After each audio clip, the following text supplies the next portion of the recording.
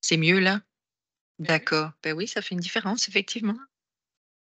Donc, est-ce que tout est conforme pour vous? Parfait. Donc, on est enfin rendu au point sur la politique de développement industriel et technologique. On fait donc la mise à jour de la démarche.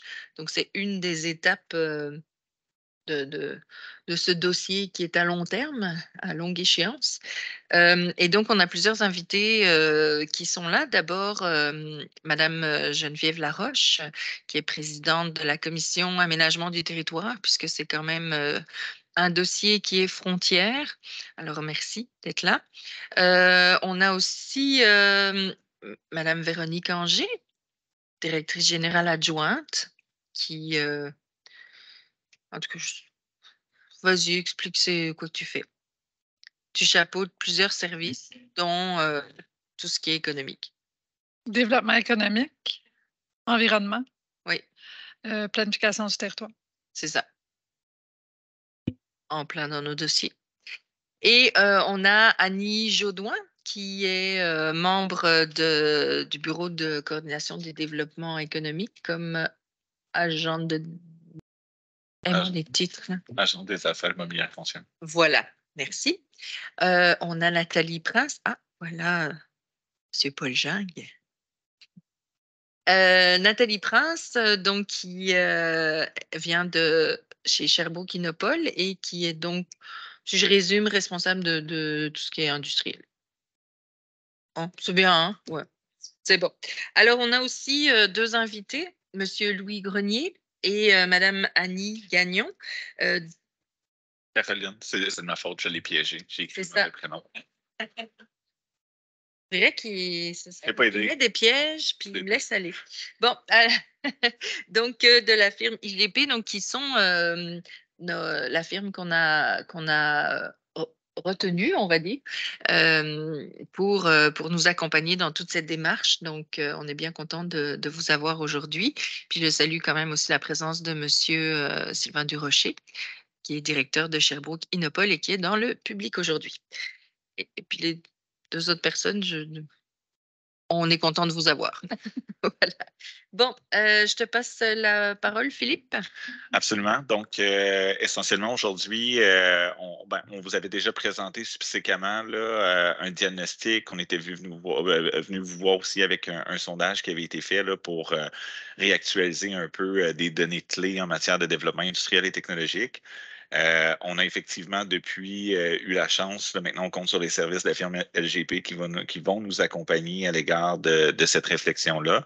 Aujourd'hui, on voulait vous parler des pratiques finalement qu'on a mis en place, des stratégies qui ont été déployées dans les dernières années. Donc, c'est vraiment un échange pour vous présenter un peu les stratégies qui ont été déployées, les forces, les faiblesses, les opportunités, les menaces. Donc, on s'est amusé un peu à décortiquer tout ça parce qu'évidemment, dans la future politique, face aux orientations qu'on va mettre en place, il y a certaines stratégies qu'on va garder, en tout cas, je pense qu'on va garder parce qu'ils sont très alignés face à l'ADN de Sherbrooke puis face aux besoins qu'on a pour attirer des entreprises clés ou les retenir.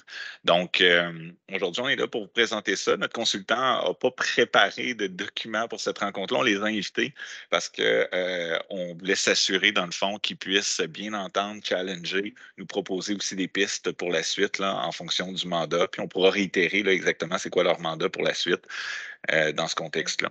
Je pense que dans la présentation, il y a une petite présentation de votre groupe aussi. Donc, ça va être intéressant pour qu'on se familiarise avec votre équipe. Oui. Oui, puis lorsque vous voulez parler, tout ça, là, je vous invite à ouvrir votre micro là, pour que ça soit bleu. Hein? Oui. Oui, exactement. La petite lumière bleue, c'est le bon signe. Donc, je laisserai tout de suite la parole à Annie. Oui, bonjour. Merci pour l'introduction. Les objectifs de la présentation aujourd'hui, on va vous mettre à jour de la démarche qui a été faite là, pour l'embauche de la firme. En fait, on va vous la présenter là, dans un premier temps. C'est un peu l'objectif de la présentation d'aujourd'hui et aussi le partage des informations recueillies dans la phase 2 de la démarche. Donc, l'identification des stratégies, comme M. Cadieux l'a dit tout à l'heure, c'est les stratégies qui sont en place ou qui ont été en place à Sherbrooke. On vous a fait parvenir aussi un document vous avez, j'espère, eu la chance de passer au travers du document qui était très détaillé. Donc, aujourd'hui, c'est un peu, on revient sur ces 16 stratégies-là. Et puis, on avait parlé, Madame Presse et moi, là, qu'il y aurait une possibilité, comme ces 16 stratégies différentes, de permettre les questions au fur et à mesure de la présentation, si c'est correct avec tout le monde, au lieu d'attendre à la fin, parce que vu qu'il y a 16 sujets, ça serait bien s'il y a des questions au fur et à mesure. Donc, au lieu de prendre seulement le petit 30 minutes de présentation rapide, on va inclure les questions au fur et à mesure. Donc, gênez-vous pas si vous avez des questions. Alors, dans un premier temps, je reviens sur la démarche initiale. Madame Jourdain, désolé de vous interpeller. Est-ce que vous êtes dans la rencontre parce qu'on ne vous voit pas à l'écran quand que. Non, parce que je n'ai pas reçu le Et lien. on va vous envoyer une invitation Oui. tout de suite. Désolé, c'est de ma faute. Je n'avais pas reçu le lien.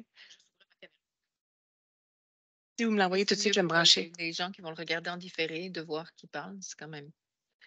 Oui. Ben, est-ce que tu. Il va te l'envoyer. OK. C'est bon. Donc, tu peux y aller. Je peux continuer en attendant? OK. Oups. OK, j'accepte.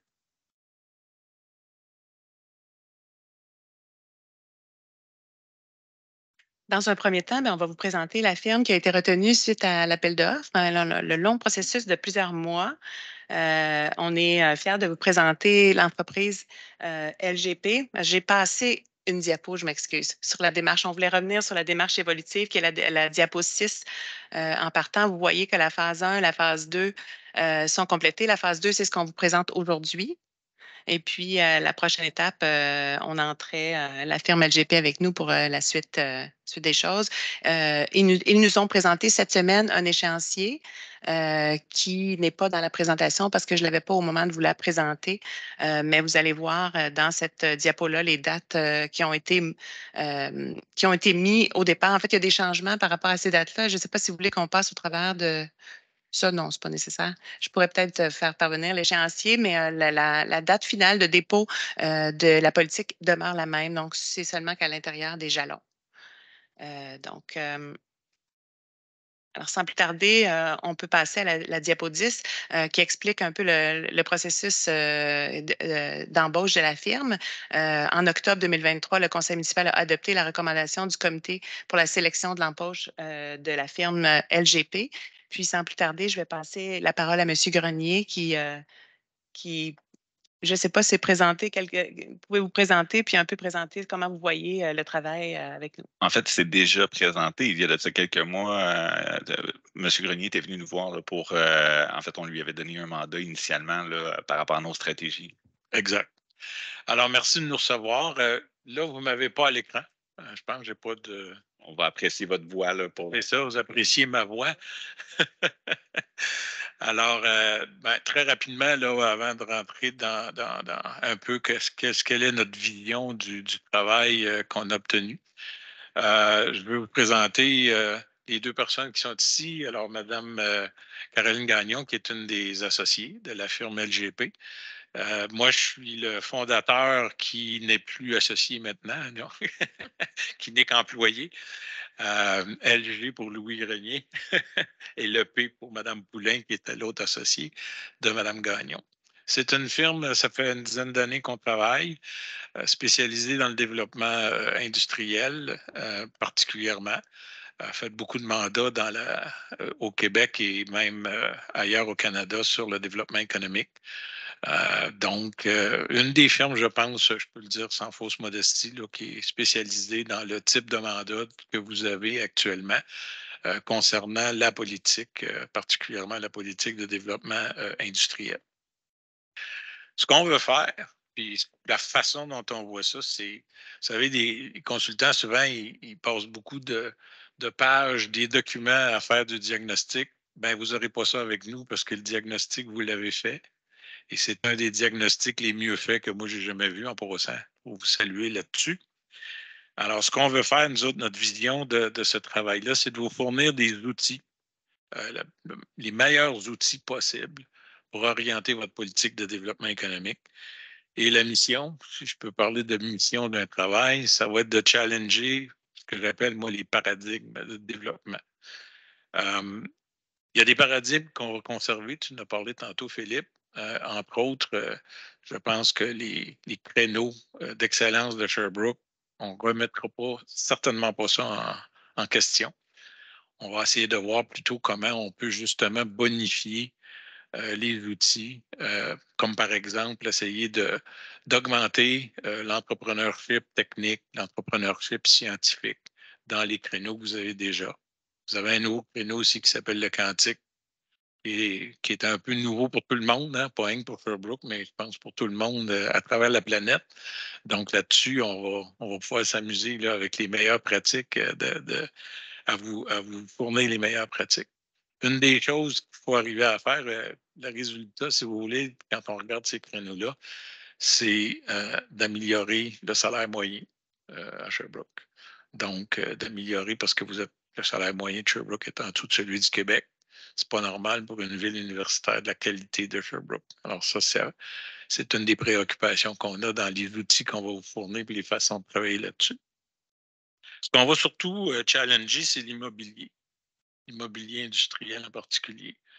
Parce que là-dessus, il y a une grosse question d'aménagement du territoire.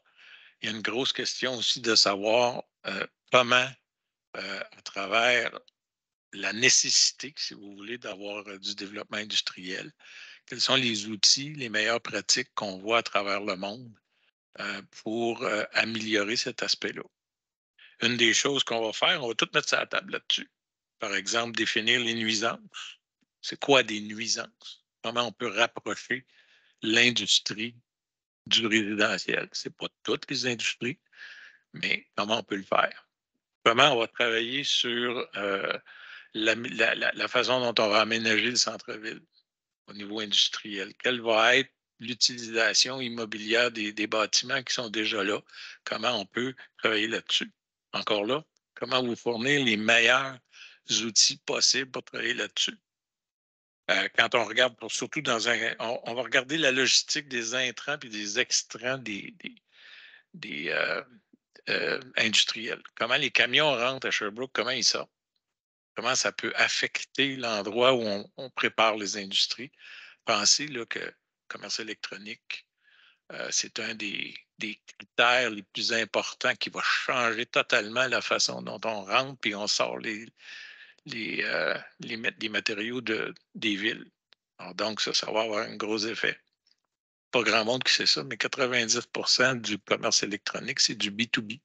Ceux qui ne connaissent pas l'expression, là, business to business, on voit toujours le commerce électronique comme la livraison à la porte là, du produit, mais 90% du commerce électronique dans le monde actuellement, c'est du B2B.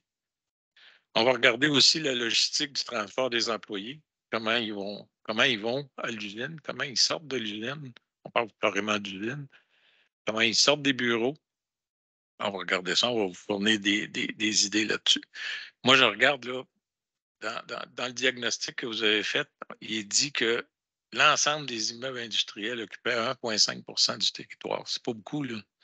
Okay? On a l'impression que ça crée bien des nuisances, mais c'est 1,5 du territoire. Donc, on va regarder comment, quand on parle de densification industrielle, qu'est-ce que ça veut dire?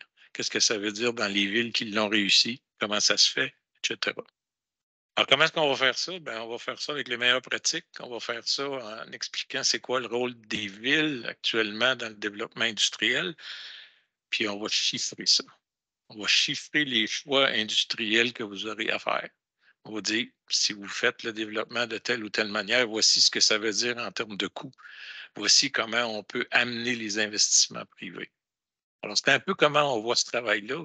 On va parler si vous avez des questions ou des commentaires là-dessus, on est là pour ça, là, mais c'est un peu comment on voit le travail en partant. Okay? Puis c'est sûr que les échanges avec vous autres vont être très importants là, pour finaliser ce travail-là et répondre exactement aux bonnes questions. Voilà. Merci beaucoup. Puis, j'en profite, vous avez dit que vous avez le diagnostic était un des meilleurs. Un des meilleurs. Donc, Oui. je salue le travail de Absolument. Nathalie et ceux qui ont collaboré. Là.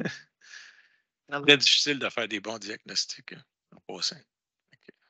on a vraiment des jours de qualité. Ça va être Caroline aussi, ce que je n'ai pas dit, ça va être Caroline qui va s'occuper davantage de tout ce qui regarde l'échéancier, le travail de proche avec les différents employés de la firme. Donc, il va gérer ça. Moi, j'étais un peu, ça va être le chef d'orchestre. Là. Moi, j'étais un petit peu le violoncelle en avant. Là. C'est celui qui va être le virtuose. Merci, Nathalie. Ça va être comme ça qu'on va travailler très, très étroitement tous les deux. Parfait. Merci. Je laisse poursuivre. Oui, Oh, excuse-moi. Oui, vas-y, vas-y. Il y avait Fernanda qui avait. Ah, excusez, j'ai pas vu. C'est qui avait levé ça? Ah oui, vas-y, Fernanda. Oui, ben, on avait dit qu'on on va faire des interventions au fur et à mesure. Ça, c'est un peu la musique à mes oreilles. Là. Je suis contente d'entendre qu'on s'en va vers ça. Puis je nous vois quand même évoluer en tant qu'organisation dans notre vision, là, de cheminer tout le monde ensemble. Et je pense que de sortir un peu là, de la logique, justement, de vente de terrain pour sans s'insérer dans une planification. On est plus vraiment pas dans ça. C'est ça qui, à vous entendre, là, je vois les liens directs avec les plans d'urbanisme, justement. Là. C'est vraiment le bon timing. Je pense qu'on est vraiment super bien alignés. Je suis vraiment contente qu'on puisse faire cet exercice-là en même temps qu'on va faire l'exercice du plan d'urbanisme. Ça prend tout son sens. En même temps qu'il y a justement la zone pointillée qui vient à Sherbrooke. On est vraiment, il y a un momentum super intéressant qui se passe là. Puis je suis très contente que ça se passe maintenant et de faire partie aussi de ça. Merci. Merci, Madame Luce. Madame Godbout. Juste deux petites questions. La première, en fait, est-ce que c'est le monsieur qui était venu Oui, pour le Green Star? Là, c'est la même chose? OK, parfait. Le Green Star, c'est une des composantes de LGP. OK, c'est ça. On rencontre beaucoup de monde, là, fait que j'étais comme certaine, là, mais j'avais effectivement beaucoup apprécié le travail que vous aviez fait. Mais mon autre question, c'est par rapport à. Je suis allée sur votre site Internet, j'aimais beaucoup le profil là, que vous démontrez, en tout cas sur votre site web. Mais la question que j'ai par rapport à l'expérience que vous avez à ce jour, c'est l'implication des industriels dans le cadre du processus d'élaboration d'une politique là, industrielle. Là. Comment vous l'avez vécu ailleurs? Est-ce qu'il y a des industriels qui s'impliquent? Puis à quel niveau et comment? Là, moi, j'avais cette préoccupation-là. C'est difficile d'impliquer les industriels, je vais dire ça comme ça, en dehors de leur préoccupation directe. Moi, ça fait 40 ans que je fais ça. Ça fait 40 ans que j'ai de la misère à impliquer les industriels. Dans le cadre du travail qu'on va faire, justement pour pallier à ce problème-là, c'est qu'on on a des tables de concertation, on va les inviter. Souvent, ils ne viennent pas. Fait qu'on va compléter en choisissant un certain groupe des industriels, puis on va aller les interviewer carrément chez eux. Okay. De cette façon-là, on risque d'avoir davantage, surtout avec des questions bien orientées, d'avoir une vision un peu plus grande, qui dépasse la quotidienneté, si vous voulez, de leurs préoccupations. Ça, c'est important pour nous autres. Pour l'autre volet de votre question, quand on fait ce genre de planification-là, nous, on a pris une démarche méthodologique, souvent qu'on travaille avec les gens qui gèrent des parcs industriels hors Canada, hors Québec, parce qu'ici, des gestionnaires de parcs industriels, c'est pas la même chose que, par exemple, en Europe. Alors, on travaille avec une organisation qui s'appelle PALM. On organise un colloque des parcs industriels à toutes les années. Ça fait 9 ans qu'on fait ça. On invite les Européens qui, en passant, sont 10 ans en avant de nous autres sur la gestion des parcs industriels, puis la façon de faire des parcs industriels d'une façon aménagement du territoire, environnement, etc., etc. Ils sont 10 ans en avant de nous autres. Alors, on les invite souvent et on va là-bas aussi. On arrive de là-bas encore pour voir comment ça fonctionne, comment est-ce qu'ils travaillent et on essaye d'importer ça ici. Alors, c'est un peu comme ça là, qu'on a l'intention de travailler avec vous autres. Merci. Je peux me permettre une petite remarque en tant qu'Européenne. Oui. Ça m'énerve un petit peu quand on se dévalorise face aux Européens. Il ne faut pas oublier qu'en Europe, il y a une concentration, une Ben, c'est ça. densité de population qui est là et les enjeux d'espace sont arrivés beaucoup plus tôt là-bas. C'est Donc, pour ça qu'ils sont 10 ans en avant normal de nous. qu'ils ont avancé, mais c'est pas parce qu'on n'est pas bon, J'ai pas dit ça. parce qu'ils ont. Puis, on dit souvent, même au niveau écologique, qu'ils sont en avance, mais c'est parce qu'ils ont détruit pas mal plus de rivières qu'ici avant de se redresser. Donc, c'est ça. Soyons pas peu fiers de nous-mêmes quand même. On peut continuer? Oui, Madame la alors je vais juste. Oh, Ah, J'avais levé monsieur la Jacques, main. OK. Excusez. Hey, Ben, pour revenir à l'Europe et ici, dans les deux cas, il y a de la bonne bière. Donc, exactement. ça se rééquilibre toujours.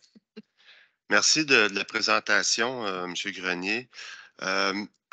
On sait qu'à Sherbrooke, en tout cas ici, il y a plusieurs secteurs industriels. C'est une ville qui était bâtie comme ça, avec le train et tout. Juste dans mon district, il y en a 2, sinon 3. Dont une qui semble être réservée pour le quantique. Donc, je comprends que pour l'avenir, on ne voudra pas répéter les erreurs qu'on a déjà faites ou qu'on va avoir une vision beaucoup plus claire et beaucoup plus en harmonie avec l'aménagement du territoire. Mais il faut faire aussi avec qu'est-ce qui est en place. Et j'ai aimé vous entendre dire qu'il y a des façons de travailler ça.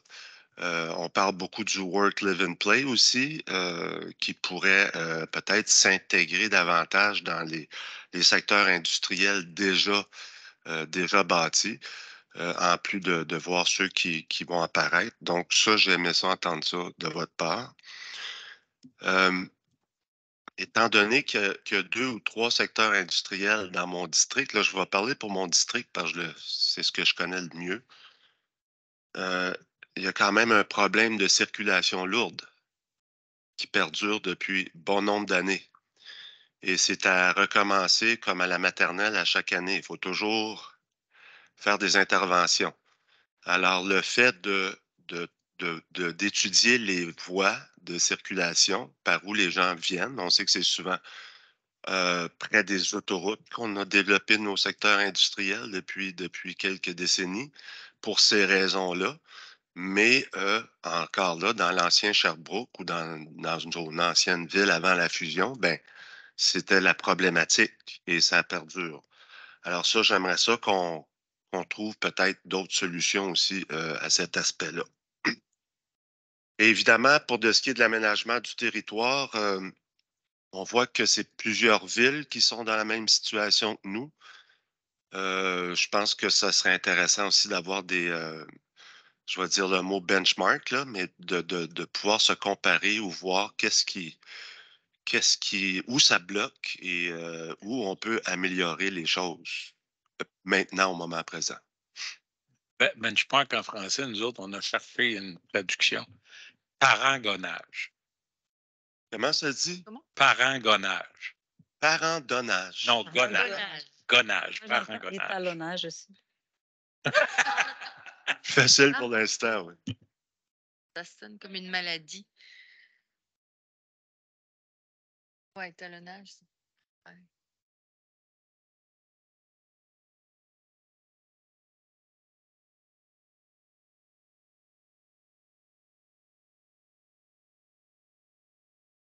Bon. Parfait, on peut continuer? j'hésite. Là, je peux y aller. OK. Étant à la ville seulement depuis 2 ans et demi, j'ai pas vécu toutes les stratégies avec vous. Il y en a qui sont ici depuis beaucoup plus longtemps. Donc, la majorité de la présentation va être faite par ma collègue, Madame Prince, qui a vécu l'implantation des différentes stratégies. Je vais embarquer un petit peu plus tard dans la présentation, mais je vous informe que j'ai travaillé sur le document, mais pour la présentation, puis pour répondre à vos questions, ce sera majoritairement Madame Prince. On a la présentation des 16 stratégies. Alors, on va commencer, puis sinon, on finira pas à temps. La première stratégie qu'on a identifiée, c'est la plus globale. C'est la stratégie qui a été votée en 2019. C'est la vision de stratégie sur le développement économique de la ville de Sherbrooke. Vous la connaissez, vous étiez tous là, vous l'avez bien maîtrisée. Pas là, mais on l'a Vous maîtrisé. n'étiez pas tous là. Ah, OK. J'avais dit que je laisserais Philippe dire un mot sur cette partie de la présentation.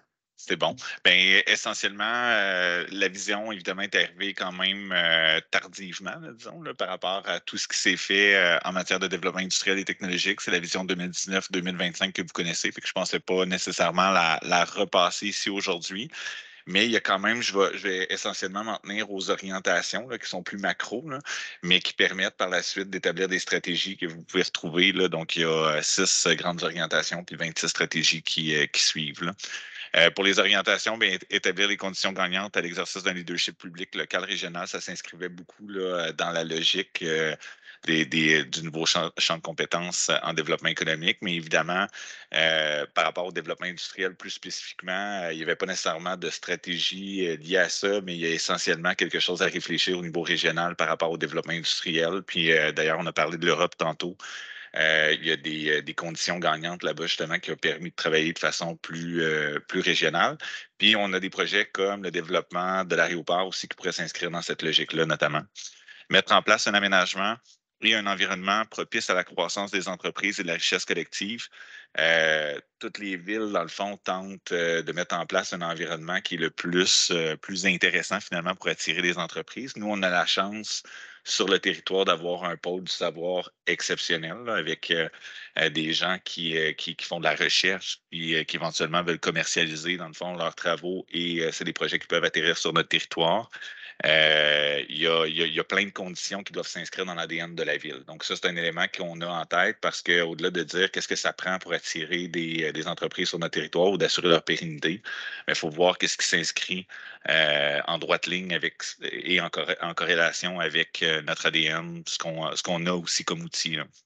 Développer un centre-ville densifié, attractif et animé au bénéfice de la population, des entrepreneurs et des visiteurs et des visiteuses. Le développement industriel, des fois, ça peut paraître loin d'un centre-ville, mais pourtant, non. Puis surtout quand on parle du développement industriel et technologique, on le voit que la filière TI est une filière assez porteuse là, par rapport à ce qui se passe au centre-ville actuellement, malgré les défis là, que cette filière-là peut vivre dans les derniers mois, là, donc qu'on peut entendre parler. Mais on peut voir aussi, il y a des grands joueurs industriels qui sont actuellement sur le territoire du centre-ville qui sont des employeurs importants. Donc, c'est pas à sous-estimer l'importance de cette filière-là par rapport au développement du centre-ville. Et au-delà du centre-ville, quand on regarde le territoire plus élargi, tantôt on a parlé, M. Jeanne parlait de Berge-Sud, là, dans le fond, le premier parc industriel à Sherbrooke. Donc, toute la filière quantique, puis ce qui pourrait émerger là, il y a un certain potentiel de requalification avec des défis qu'on connaît, mais il y a un certain potentiel. Utiliser l'intelligence collective et numérique comme vecteur de développement entrepreneurial et émergent. Ça, c'est quelque chose qui est fait à certains égards, mais qui est à réactiver, je dirais. Il y a eu déjà des larges mobilisations autour d'une ville intelligente, d'une communauté intelligente. Il y a essentiellement des stratégies ici qui s'inscrivent aussi, comme je le disais, en corrélation avec ce qui se passe au niveau du pôle du savoir, qui peuvent propulser là, certains secteurs d'activité, particulièrement au niveau technologique. Valoriser le pôle du savoir comme accélérateur d'innovation. Avant-hier, excusez-moi, le temps passe vite de ce temps-ci, on va dire ça comme ça, mais avant-hier, on avait le symposium des acteurs de développement économique au QG de l'entrepreneuriat. Puis c'est une mobilisation qu'on a un peu faite sur la gueule à partir du mois de juillet dernier, puis qui était quand même une mobilisation exceptionnelle, puis qui nous a permis de voir à quel point le milieu est mobilisé autour du développement économique, de l'entrepreneuriat. Puis on est très chanceux à Sherbrooke, très bien positionné avec une université francophone, une université anglophone, avec un intérêt marqué au niveau collégial professionnel pour l'entrepreneuriat et le développement économique. Puis promouvoir les atouts et valoriser les initiatives pour être attractif auprès des entreprises et des talents.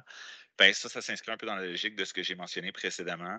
C'est tellement facile de faire un plan de match clé en main en disant voici ce que ça prend, des programmes, voici les leviers financiers, mais dans la vraie vie, c'est hyper important de faire un diagnostic en amont, puis d'analyser les stratégies qui ont été mises en place, puis de comprendre d'où on est parti pour essayer d'évaluer où on doit s'en aller. Donc, c'est un peu l'exercice qu'on fait avec vous aujourd'hui, là, puis ça s'inscrit dans la logique de ce qu'on avait fait précédemment. Fait que c'est un peu le topo là, pour la question de la vision. Après, c'est quelque chose qui, je pense, qui mériterait éventuellement d'être rafraîchi, même si c'est un travail qui est tout à fait encore cohérent puis logique par rapport à où on est rendu aujourd'hui. Puis je pense, tu sais, il y a des éléments à l'intérieur de la vision peut-être qui ont pas nécessairement été déployés comme ce qu'on anticipait au départ. On a vécu des défis, là. La pandémie en a été un majeur, mais sinon des défis de restructuration, de réflexion et tout ça. Mais il y a des éléments là-dedans qui sont encore hyper porteurs là, pour la suite des choses. Donc, J'ajouterais dans ce que tu as dit, tu sais, pour reprendre tes mots, où on doit aller, mais où on veut aller aussi. Qu'est-ce qu'on veut comme municipalité? C'est comment on veut se développer ensemble.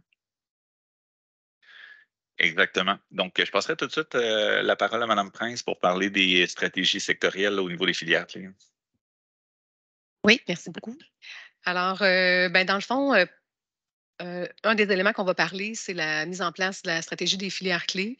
En fait, on va parler des différentes clés, des différentes stratégies là, qui ont été déployées dans les dernières années, là, mais dont la stratégie de filière clé. Puis on voulait rappeler, dans le fond, le contexte, pourquoi ça a été mis en place.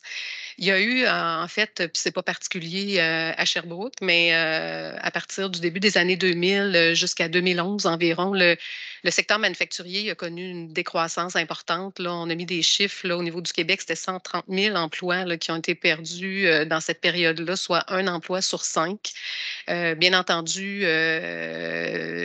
dans un contexte de mondialisation et de maintenir l'aspect concurrentiel des entreprises, beaucoup d'emplois ont été délocalisés vers les pays à bas salaire. Donc, c'est ce qui a fait la dégringolade du secteur manufacturier. Le poids manufacturier, dans cette période-là, il est passé de 23 là, du total des emplois manufacturiers sur l'ensemble des emplois versus 15 en 2011. Puis la part aussi de l'activité manufacturière, là aussi, un décalement de 10 points là, de pourcentage. Puis au niveau de Sherbrooke, on avait les statistiques là, entre 2002 et 2011, c'était 1,5 emplois sur 5 là, des emplois perdus. Donc, il y avait, on peut passer à la prochaine, il y avait dans le fond, nécessité d'agir. Puis, dans le fond, ce qui a été fait autour des années 2007, il y a eu un sommet économique qui a été mis, qui s'est déroulé à Sherbrooke, justement pour adresser cette situation-là très, très préoccupante. Il y a eu une mobilisation d'à peu près 300 acteurs de développement économique et il y avait, ça s'est fait beaucoup par dépôt de projets. Là. Il y a eu beaucoup de projets qui ont été mis sur la table. Ça a été un exercice fort intéressant. Puis, au niveau de la ville de Sherbrooke, via l'organisme économique mandataire à ce moment-là pour le développement industriel, qui était la Société de développement économique de Sherbrooke, dans le fond, il y a eu effectivement une prise en compte dans le fond, de l'orientation qui a été votée lors de ce sommet-là, parce qu'il y avait une orientation assez claire de l'ensemble des acteurs qu'il fallait faire un virage vers l'économie du savoir. Il fallait que la ville se positionne avec les atouts qu'elle avait du pôle universitaire et tout ça, capitaliser là-dessus, puis aller à se donner une vision. Et la vision, c'était de faire de Sherbrooke une ville innovante, reconnue à l'échelle régionale, provinciale et même à l'international comme une ville innovante. Fait que là, après, s'en est suivi tout un remaniement de votre organisme mandataire. Dans le fond, on a eu un nouveau branding et une nouvelle stratégie de développement économique. Le branding étant Sherbrooke Innopol pour traduire la vision du temps qui était de Inno pour innovation, Pôle pour ville, donc ville innovante. C'était l'objectif là, du changement de nom, de se coller un petit peu plus à la vision. Puis, il y a eu ensuite le déploiement de filières clés. Il y a eu tout dans le fond, un exercice de réflexion pour voir c'est ça, comment faire vivre cette nouvelle orientation-là et comment arriver à atteindre les objectifs. Puis on jugeait que la stratégie de filière clé est un atout. Et les filières qui ont été qui ont été identifiés, dans le fond, vous les connaissez, là, bien évidemment, l'industrie manufacturière, fabrication de pointe, les sciences de la vie, la micro-nanotechnologie. On parle aussi des technologies de l'information et maintenant le quantique. Et on peut rester, c'est parce que on peut rester, j'ai rajouté un peu d'informations sur la première slide, là, ouais, c'est ça. Donc, et les technologies propres qui me restaient à mentionner. Fait que cette stratégie-là, dans le fond, a connu quand même un certain succès. Vous avez là des statistiques sur la planche au niveau, par exemple, du gain net d'emploi, 195 entreprises en gain net d'entreprise de 2010 à 2022. En termes d'emploi, un gain net de 9 000 emplois environ, des investissements sur l'ensemble de cette période-là d'un peu plus de 3 milliards. Et aussi, je ne l'ai pas mis sur cette slide-là, mais on parlait tantôt des salaires moyens. Bon, les salaires moyens ont quand même progressé substantiellement là, au niveau industriel dans cette période-là de 37 900 à 57 000 dollars annuels, là, soit une augmentation de 50 %. Évidemment, il y a de l'inflation. Là. À travers ça, ce n'est pas juste une augmentation factuelle, mais il y a aussi de l'inflation. Mais ce qu'on constate, c'est que même s'il y a encore un écart avec les salaires observés au Québec et au Canada, cet écart-là se rétrécit. On a été en mesure de sortir les chiffres parce que je me souviens, Madame Luce, vous aviez posé la question la dernière fois. On est allé chercher des données. Puis, au niveau du Canada, la différence qui était observée avec les salaires de la région, on parlait de 21 % en 2010. Et aujourd'hui, on parle d'un écart de 10 %. Au niveau du Québec, c'était 18 % d'écart. Aujourd'hui, on parle de 9 %. Donc, on est quand même, il y a une progression, il y a encore du travail à faire, puis c'est pour ça que l'exercice va être intéressant, comment on peut aller plus loin là-dedans, mais on est quand même sur une voie intéressante. Alors, on peut continuer. On voulait parler aussi, évidemment, de la zone d'innovation, qui est une clé intéressante et importante qu'on a eu la chance d'avoir la première désignation. Donc, ce n'est pas une présentation de la zone, on n'aura pas le temps de faire une présentation complète, mais juste de mentionner que c'est une opportunité, dans le fond, parce que vous savez que cet exercice-là, cette désignation-là, permet quand même de positionner Sherbrooke là, dans un secteur spécifique, oui, le quantique, mais il va y avoir un rayonnement plus large aussi que le quantique et ça donne aussi des moyens additionnels là, pour venir redynamiser certains secteurs parce qu'on devait quand même circonscrire un secteur géographique. Donc, ça peut nous donner les moyens de profiter de l'occasion pour redynamiser des secteurs intéressants là, de la ville. Donc, on peut continuer. Le pôle du savoir, effectivement, je pense que Oui? Est-ce qu'on peut commenter des choses Oui, au fil? Parce que j'ai fini ça, tout se faire finir rapidement. Mais peut-être deux commentaires. Là, ben, c'est sûr que c'est un peu l'avenir, là, la zone d'innovation. Et je tiens à dire un élément là, qui m'a vraiment réchauffé le cœur. Je vais dire ça de même. C'est au symposium qu'on a eu cette semaine. J'ai trouvé ça très, très habile. Puis bravo là, aux organisateurs d'avoir joint beaucoup l'entrepreneuriat et le quantique. Tu sais, je trouve que c'est quand même nouveau, là, tout cet apport-là de cette industrie-là dans notre ville. Puis déjà, tu sais, on l'intègre là, dans les réflexions, puis même lié à l'entrepreneuriat. Fait que moi, je me suis réjouie vraiment, sincèrement, là, d'avoir vu des entrepreneurs sur place dans le quantique, l'accélérateur aussi qui était là dans le quantique. Fait que ça, je pense que c'est des beaux réflexes là, qu'on doit y avoir. Ça, c'est une chose par rapport à la zone d'innovation. Puis par rapport aux stratégies des filières, vu qu'on est en mode commentaire, là, c'est sûr que je pense qu'il y a des beaux résultats en lien avec cette stratégie-là. Puis il y a des filières qui ont quand même bien évolué. Mais il en demeure pas moins que j'ai eu au fil du temps certains malaises qui, entre autres, que ben, tous les entreprises industrielles de Sherbrooke étaient dans une case, donc dans une filière, alors que des fois, c'était comme tiré un peu par les cheveux. Puis les gens, je pense que certaines industries se voyait moins là, dans la filière dans laquelle il était associé. Fait que ça, des fois, c'est un peu le bémol, tu sais, d'avoir des filières clés, alors que d'autres industriels, s'ils n'en font pas partie, ils peuvent se sentir délaissés, là.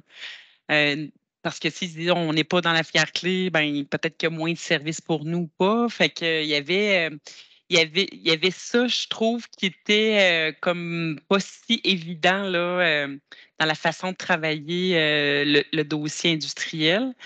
Donc, là, c'est sûr que tu sais, j'ai hâte de voir là, la suite, là, mais j'ai cette préoccupation-là là, qu'on retravaille les choses. Puis aussi, on le voyait de plus en plus là, au fil du temps, mais tu sais, c'est le maillage beaucoup de collaboration inter-entreprise dans la filiale avec le pôle du savoir. C'est tous les maillages potentiels là, qu'on souhaitait pouvoir voir émerger. Puis il y en a qu'on a vu, mais il y en a d'autres qu'on n'a pas tant vu, qui n'ont pas été mis en lumière tant que ça. Puis ça reste que c'est quand même l'avenir là, de ces collaborations-là pour l'avenir, pour moi, là, je pense, là, des secteurs ben, en fait, tout ce qu'on a vu là, encore cette semaine, là, je pense que c'est un peu la clé, là, mais de mailler les industriels avec eux encore et encore, je pense que ça peut être intéressant pour tout le monde, là. Donc, ce que je comprends, c'est de pas fermer des portes à travers juste ces filières-là. Si je résume. Ben, en fait, c'est d'être cohérent surtout.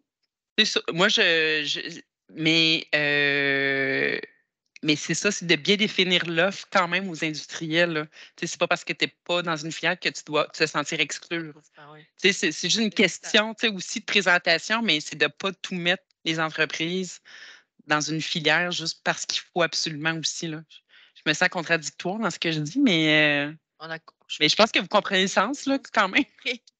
Non? Puis d'ailleurs, si je reviens au quantique, on a eu, je peux le dire, hein, Je sais pas. d'information mardi. On a officiellement le premier ordinateur quantique à Sherbrooke depuis mardi. Alors, bravo tout le monde. C'est tout. Je voulais Le plugger. oui, le plugger parce qu'effectivement, ça a l'air banal. On a un ordinateur. Oui, mais non, c'est quand même assez exceptionnel. Je pense qu'il y en a. C'est extrêmement beaucoup d'argent. Je pense qu'il y en a un autre à Shawinigan. Ouais. C'est tout, hein, au Québec. C'est ça que. Non, mais il y en a un à Bromont. Il y a eu une annonce à Bromont. Ah oui, c'est vrai. Mais bon, en tout cas, on est dans les premiers. Donc, on peut être fier de ça. Donc, oui, le quantique continue à se développer à Sherbrooke. Oui. Il y a eu une annonce cette semaine. Bon. J'imagine que tu voulais peut-être répondre à ça, mais moi, je pense que c'est intéressant la discussion qu'on a eue là-dessus parce qu'on en a discuté à quelques reprises, là, de la question des filières et tout ça. Puis c'est sûr qu'à l'époque, moi, ce qu'on m'a expliqué, je n'y étais pas. Puis on est dans un contexte, évidemment, socio-économique un peu différent. Mais c'était vraiment cette idée-là de travailler de façon sectorielle, stratégiquement de façon sectorielle, puis de développer cette science-là par secteur. Puis on était, comme on montrait, tu sais, ce que tu démontrais, Nathalie, il y a de ça quelques instants, on était dans des chiffres, dans des enjeux macroéconomiques un peu différents d'aujourd'hui à Sherbrooke. Là, aujourd'hui, peut-être que dans le contexte des infrastructures d'accueil, des enjeux qu'on vit, ben là, au niveau des filières, il y a quelque chose à réfléchir là, par rapport aux priorisations et tout ça. Mais je ne sais pas si, Nathalie, tu peux traiter cette idée-là. Oui, ben, les idées des filières clés, c'est beaucoup pour faciliter aussi le positionnement de Sherbrooke parce que si on essaie de démontrer les forces de la région, puis qu'on n'a pas réfléchi c'est ça, à segmenter un petit peu notre écosystème, c'est plus difficile à marketer, là, puis à faire valoir les avantages. L'autre objectif aussi, c'était d'avoir une équipe qui était peut-être qui parlait le même langage et qui avait le même réseau d'affaires, tu sais, parce qu'en fonctionnait par filière clé, on est allé chercher aussi des ressources qui étaient spécialisées dans ces secteurs-là. Donc, quand on parle de projets technologiques, juste de bien comprendre c'est quoi la patente, là? Des fois, c'est, je dis la patente, mais dans le sens d'illustrer que des fois, c'est pas toujours évident de comprendre les avantages technologiques d'une innovation. Fait que quand on a une expertise dans le domaine, c'est plus facile. Et aussi, ça permet aussi d'aller un peu plus loin dans l'accompagnement parce que juste au niveau du réseau d'expertise, du réseau de contact, ben, les personnes ont une approche sectorielle, ont un réseau sectoriel. Donc, puis pourquoi on a tenté d'inclure toutes les entreprises à l'intérieur de ces segments-là? Je pense que comme organisme mandataire de la ville de Sherbrooke, on jugeait qu'il était important que toutes les entreprises se sentent inclus dans la stratégie. Maintenant, on pourrait peut-être aller, ça ne veut pas dire comment je pourrais dire, que l'attention était mise égale partout par ailleurs, parce qu'on a des ressources limitées. Mais je pense qu'avec l'exercice qui s'en vient, ça pourrait être intéressant aussi de s'interroger à l'intérieur de ces filières clés-là. Parce qu'il y a des sous-secteurs aussi là, à l'intérieur de chacune des filières, est-ce qu'il y en a qui devraient être plus privilégiés que d'autres? Donc, quand vient le temps, par exemple, d'avoir une approche d'attraction d'investissement, on peut cibler peut-être plus finement les secteurs qu'on voudrait se voir développer. Donc, toute stratégie a toujours des améliorations en continu. Là, donc, mais c'était l'essence même au départ pour lesquels on les avait tous inclus. Là. On a aussi rajouté l'écosystème autour de entre 2015 et 2016 parce que dans les autres régions aussi, l'écosystème était inclus. Et quand on se compare de région en région au niveau de la masse critique, ben, si on est trop puriste puis on inclut juste ce qui est finement en adéquation, ben, on ne démontre pas une masse critique comparable alors qu'elle est là. Donc, alors c'est un peu ça. Mais je suis d'accord qu'il y a c'est ça qui va être intéressant pour la suite. Je pense qu'il y a encore de l'amélioration à faire aussi. Donc, on peut peut-être, et d'ailleurs, je m'excuse tantôt, ça déboulait mon affaire, mais arrêtez-moi quand vous avez des questions. Donc, j'allais dire pour le pôle du savoir, ben, dans le fond, vous connaissez tout l'avantage qu'on a dans la région d'avoir 2 universités, 3 collèges, 2 centres de formation professionnelle. Donc, tu sais, je pense qu'on n'aurait pas pu avoir un positionnement comme ville innovante sans l'apport des institutions d'enseignement. Ça prend cet apport-là absolument.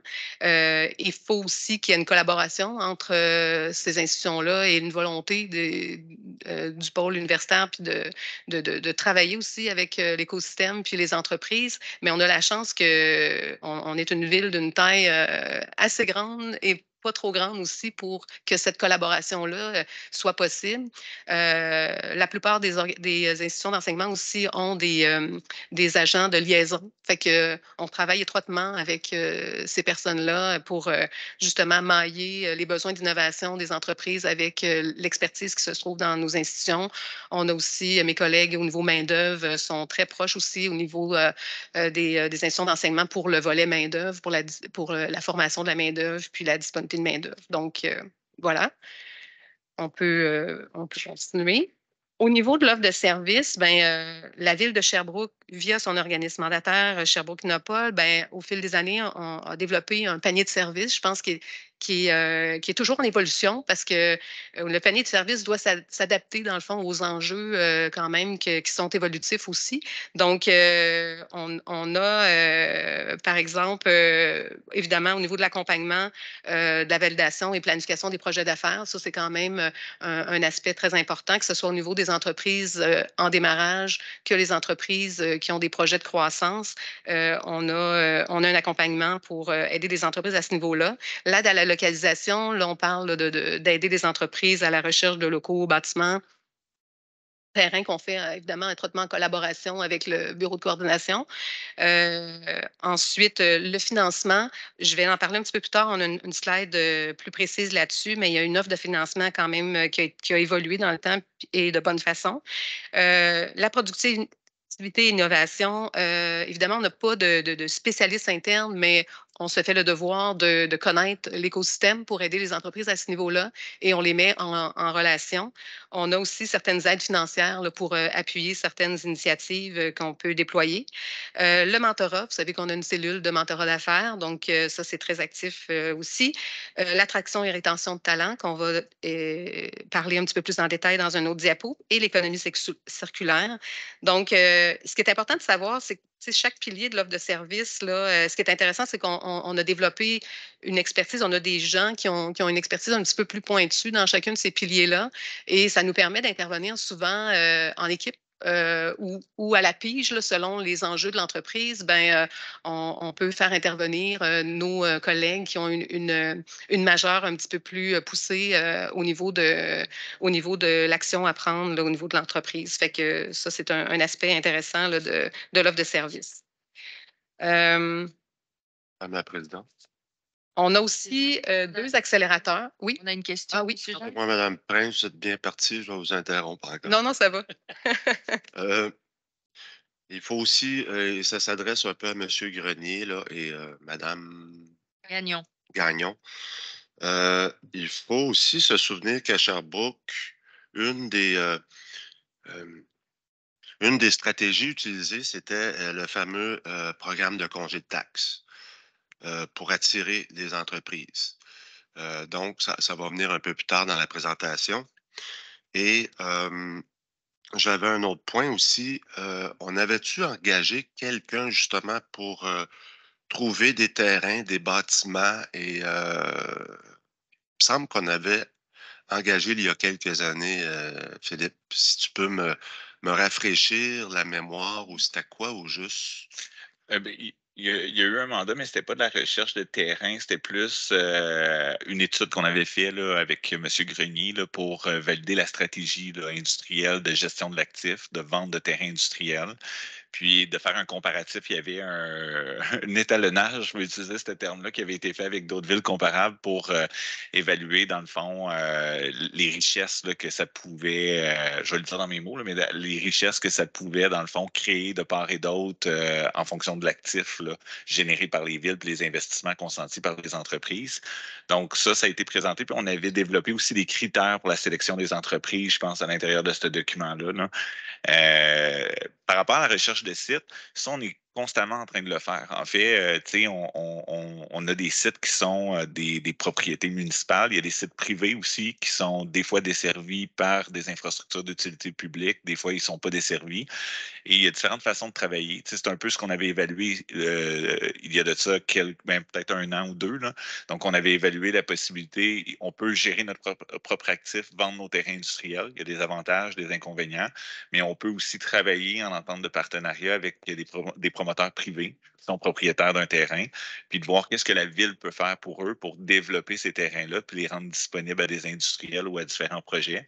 Donc, ça, c'est dans ça fait partie du travail qu'on va faire là, avec cette politique-là pour voir qu'est-ce qu'on fait maintenant à Sherbrooke là, en fonction des structures d'accueil, ce qui nous reste là, comme potentiel. Parfait, merci. C'est ça, la prochaine diapo, dans le fond, c'est démontrer qu'on a quand même la chance à Sherbrooke d'avoir 2 accélérateurs, Espace Inc. et l'A7. Donc, c'est sûr que c'est une autre façon là, de dynamiser l'entrepreneuriat. Puis, dans le fond, c'est qu'il y a plusieurs chemins possibles ou plusieurs types d'accompagnement qui peuvent être offerts sur le territoire. On trouvait ça important de le mentionner. Si on va à la prochaine, au niveau du financement, c'est ce que je voulais vous expliquer tantôt à partir de notre offre de service. On avait remarqué effectivement qu'il y avait pour effectivement être en mesure de vraiment accompagner les entreprises, les spin-offs universitaires, technologiques et tout ça, il y avait un gap, un manque, si on veut, dans la chaîne de financement parce que souvent les projets à ce niveau-là étaient trop tôt, dans le fond, pour se qualifier à certains programmes. Donc, il y a eu la mise sur pied là, d'autres programmes qui n'étaient pas présents là, initialement pour que justement on ait un certain continuum là, dans la chaîne de financement. Donc, il y a un fonds qui a été mis sur pied pour l'amorçage, pour l'étape d'amorçage, et ensuite pour la pré-commercialisation, on a aussi certains fonds pour le démarrage et pour la croissance. Donc, il a été démontré par plusieurs études là, que s'il y a un financement, plus le financement arrive tôt dans le processus de maturation des entreprises, ben, plus de chances que l'entreprise va avoir là, de passer à travers la période de la vallée de la mort, comme on dit, pour être capable là, d'obtenir le plein potentiel de ces projets-là. Donc, et souvent, ce qu'on constate, là, parce qu'on a quand même actuellement dans le portefeuille une quarantaine d'entreprises, fait qu'on commence à avoir un certain recul sur l'efficacité de ces fonds-là. Ça a quand même généré 350 emplois environ, capital investi 6,2 millions pour des investissements totaux de 89 millions. Donc, il y a quand même, et ce qu'on constate, c'est que le fait d'être là en premier, ça permet aux entreprises de plus facilement accéder à d'autres fonds. C'est souvent la bougie d'allumage là, pour réussir enfin à avoir d'autres partenaires financiers qui rentrent là, dans les montages subséquents. Donc, vous me dites s'il y a des questions. Donc, pour ce qui est de l'attraction et rétention de talent, quand je vous dis que l'offre de service, il faut qu'elle soit évolutive, les fonds en est un exemple. L'attraction et rétention de talent, c'est un autre exemple. Moi, quand j'ai commencé, on n'avait pas besoin d'avoir de personnes spécifiques au niveau main-d'œuvre. Il y avait déjà des organismes d'employabilité, Emploi Québec, puis c'était pas un enjeu comme tel. Quand les taux de chômage sont proches de 10 c'est pas nécessairement un besoin, mais depuis plusieurs années, cet enjeu-là est criant. Et quand tu te fais dire à toutes les visites d'entreprise que c'est l'enjeu numéro un, à un moment donné, on se dit qu'il faut qu'on mette une attention plus grande. On ne peut pas faire ça juste à travers nos autres choses. Fait que c'est pour ça que, dans le fond, il y a eu une première ressource qui est arrivée en 2018 environ et une deuxième par la suite. Et c'est un des services là, qui est le plus sollicité, là, un des en tout cas, ils sont tous sollicités, mais disons que c'est un enjeu important.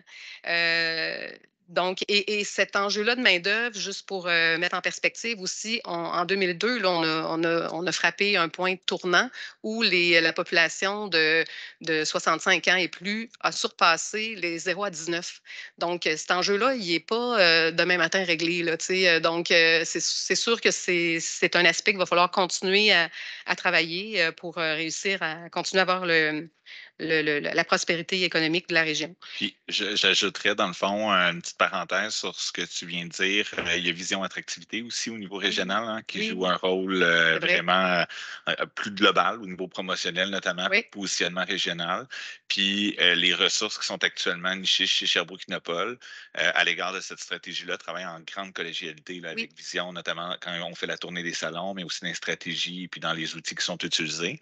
Puis il y a aussi des ressources, notamment, qui s'inscrivent un peu dans cette logique-là. Mais en tout cas, il y a différentes discussions avec le MIFI, mais il y a des ressources en régionalisation de l'immigration aussi qui sont chez Entreprendre. Fait que toutes ces ressources-là font équipe là, en termes d'attractivité, de rétention pour travailler justement sur les enjeux de main-d'œuvre. Absolument. Puis quand on s'est doté de ressources, juste pour compléter, on a fait attention de ne pas aller dans la même chose qui était faite par les organismes partenaires. Parce que c'est un enjeu qui est en fait, on faut utiliser un coffre à outils le plus multiple possible. Alors, il faut éviter de se chevaucher. Puis je pense que chacun des partenaires se respecte et travaille ensemble. Madame Luce? Oui, juste pour compléter encore une fois, ultimement, il y a encore une fois une relation avec toute la planification de territoire aussi, parce que pour garder le monde ici, ben, quand c'est un endroit où il fait bon vivre, on veut rester. Il y a ça. On avait parlé aussi, je pense, dans d'autres discussions aussi, jusqu'à récemment, je pense qu'on utilisait encore comme indicateur de performance, par exemple, le nombre d'emplois, alors que ça faisait un peu moins de sens avec l'actualité. C'était vraiment plutôt voir les salaires qu'on était capable de donner. Fait que tout ça fait partie finalement de toutes les stratégies. C'est normal là, que ça soit qui vous agissiez en complémentarité, là, pas répéter les mêmes actions, mais en complémentarité, parce que ça touche finalement plusieurs facteurs là, pour garder les gens ici. D'abord, être attrayant, être en mode séduction. Là. J'aime mieux ça que de dire rétention, parce que rétention, c'est un peu...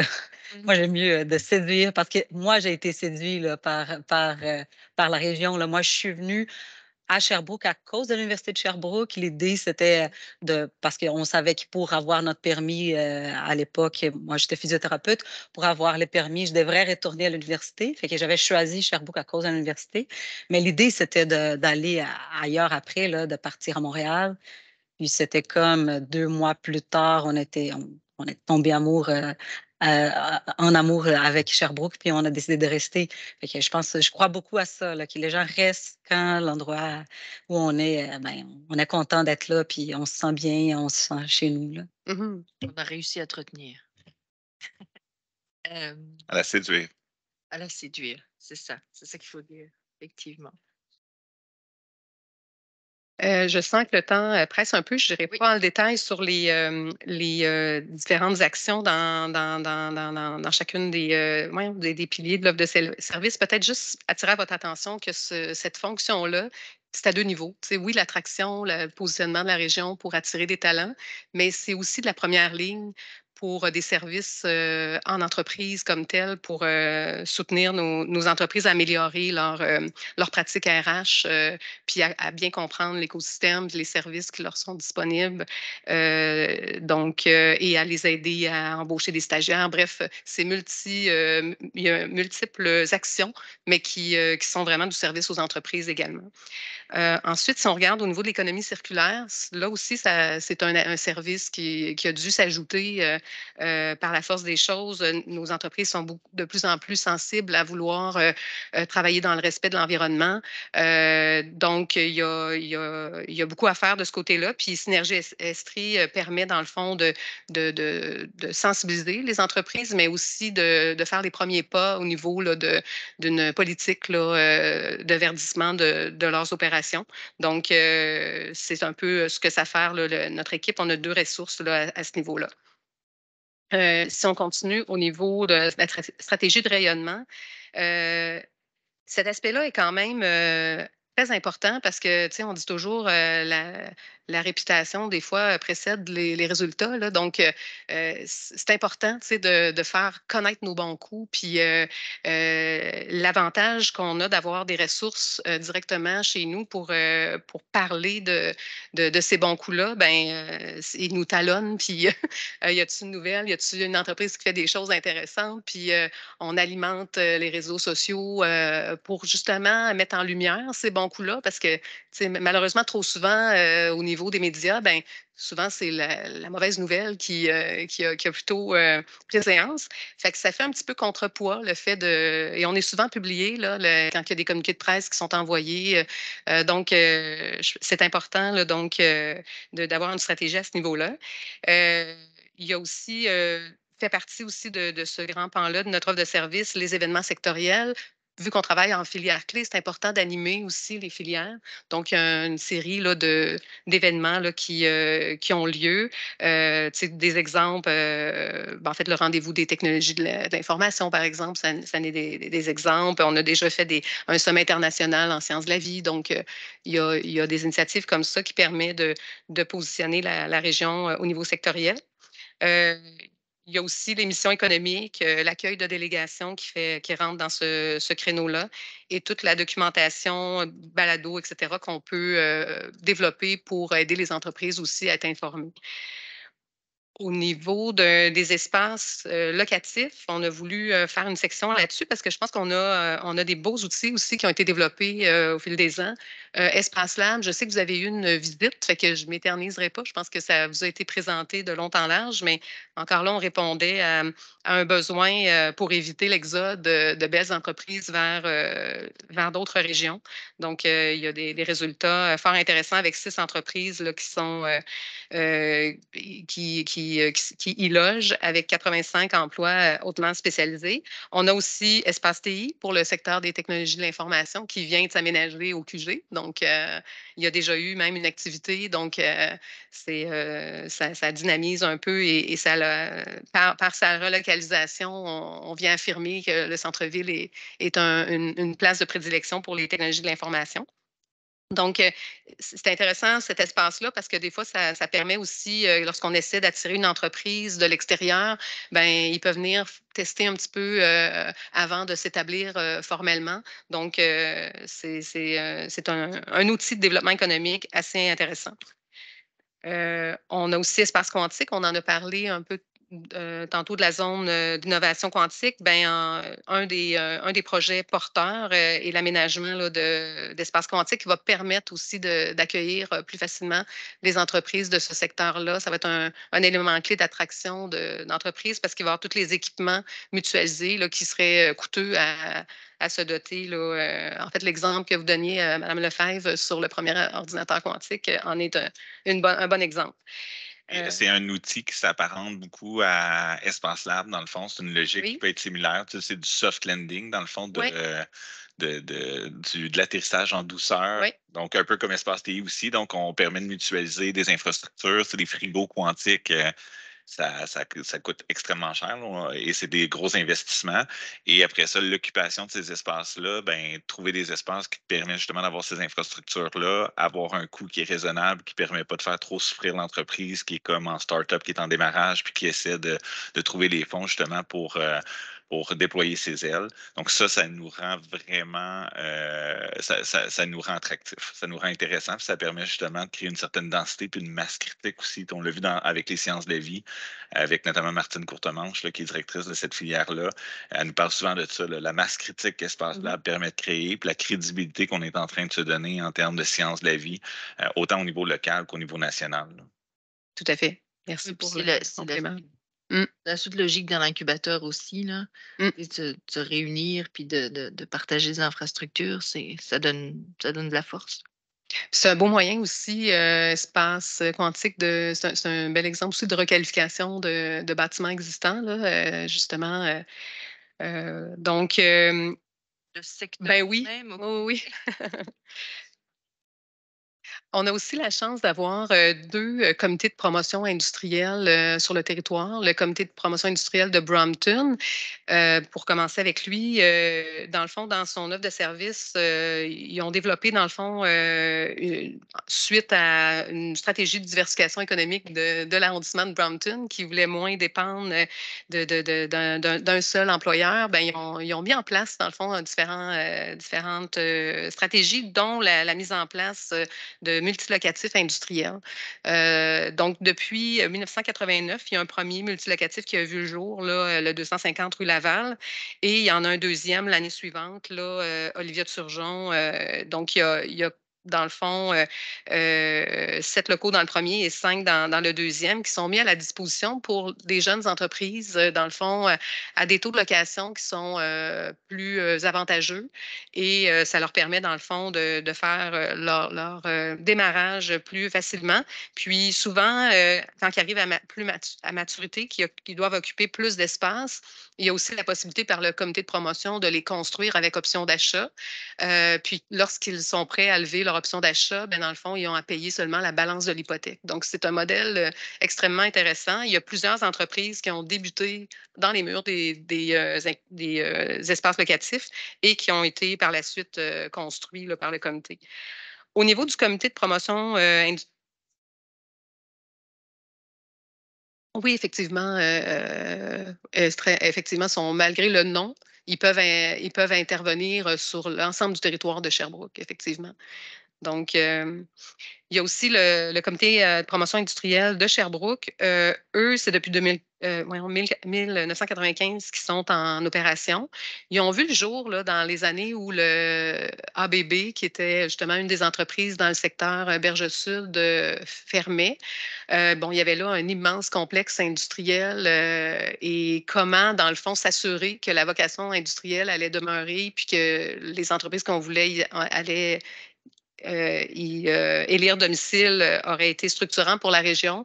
C'est là que le comité a été mis en place, puis ils ont acheté l'immeuble, puis se sont assurés d'avoir des entreprises structurantes qui allaient s'établir. Donc, c'est un peu leur modèle d'acheter des actifs pour garder, si on veut, la fonction industrielle, technologique sur le territoire.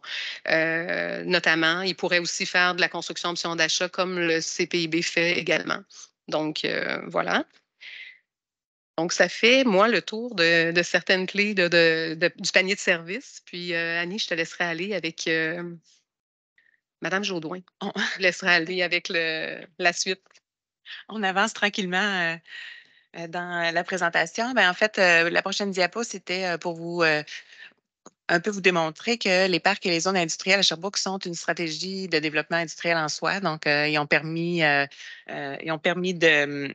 En fait, il y avait beaucoup d'avantages au fait de regrouper les entreprises dans des zones ou des parcs industriels, dont la création d'emplois, la croissance économique, permettre la rétention des entreprises locales, attirer de nouveaux investissements, puis aussi bien planifier et optimiser les infrastructures et beaucoup d'autres.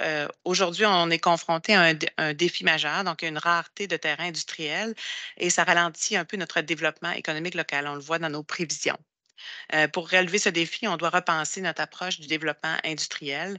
Ça nécessite d'analyser des moyens novateurs pour stimuler la croissance tout en optimisant l'utilisation des espaces existants.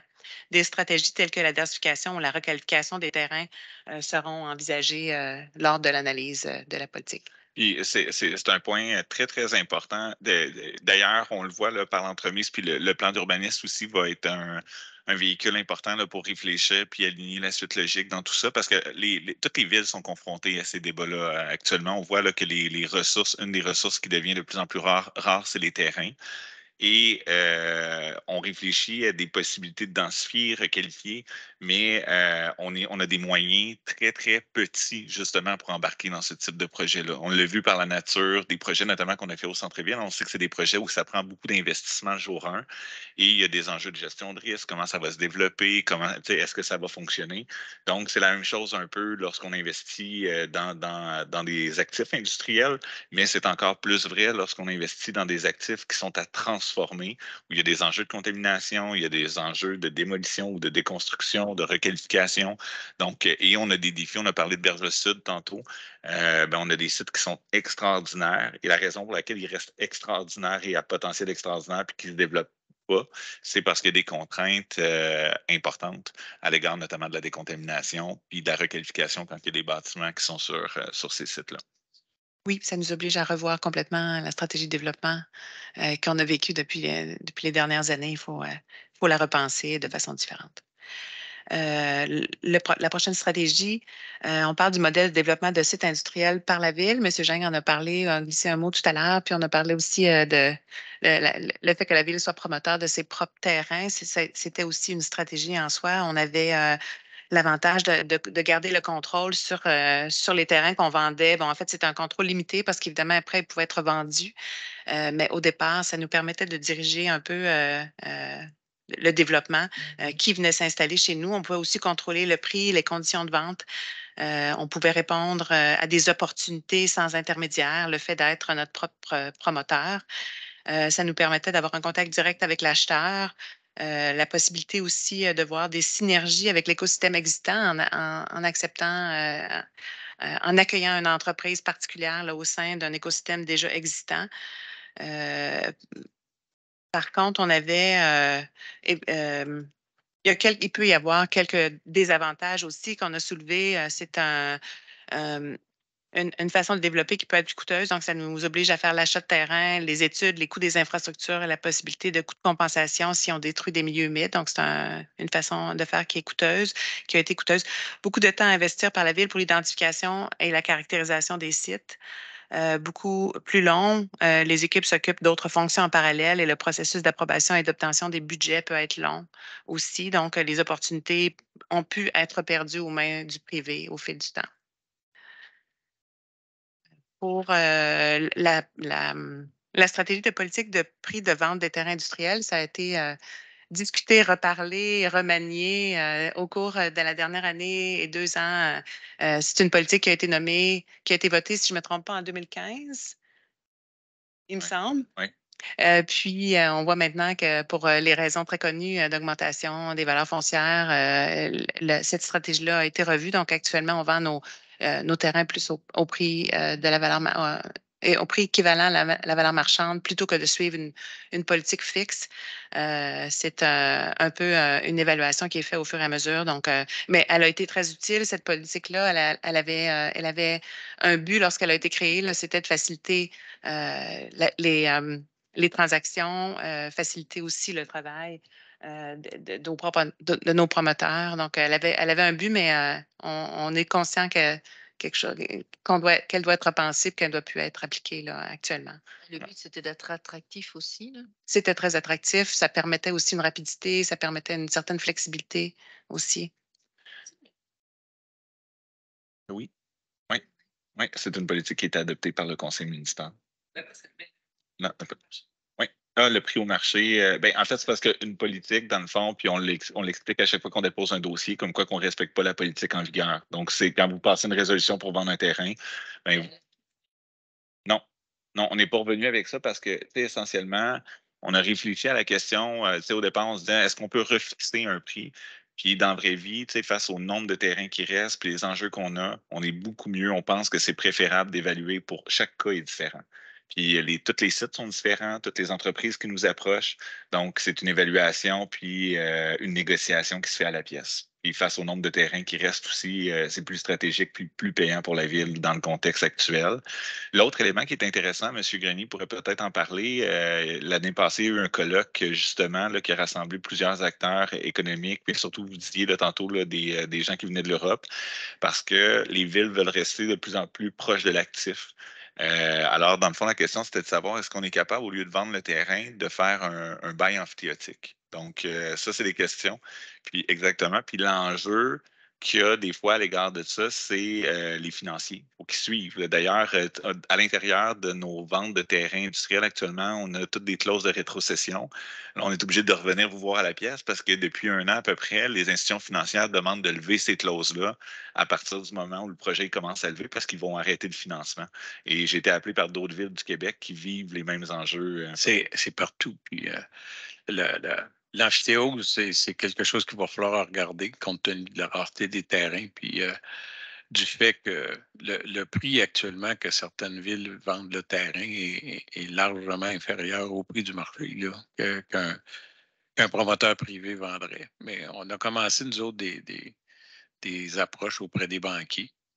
Et on s'est aperçu que leur réticence était beaucoup basée sur la culture, plus que sur la réalité.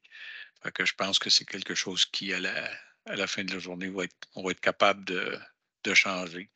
Ça va prendre un peu de jus de bras, là, mais la même évolution est arrivée en Europe. Fait que, on le voit, là, fait que ça va être la même chose ici. Ils vont s'adapter. Droit superficiaire, c'est un peu, si on l'avait analysé aussi cette question-là. Par contre, ça se passe beaucoup dans le commercial, dans l'industrie, c'est plus compliqué parce que les opérations qui se passent sur le terrain sont presque aussi importantes, des fois, parfois plus importantes encore que ce qui se passe dans le bâtiment. À la fin de la journée, là, droit superficiaire puis amphithéose, là, dans l'état actuel de la législation, là, ça ne fait pas une grosse différence.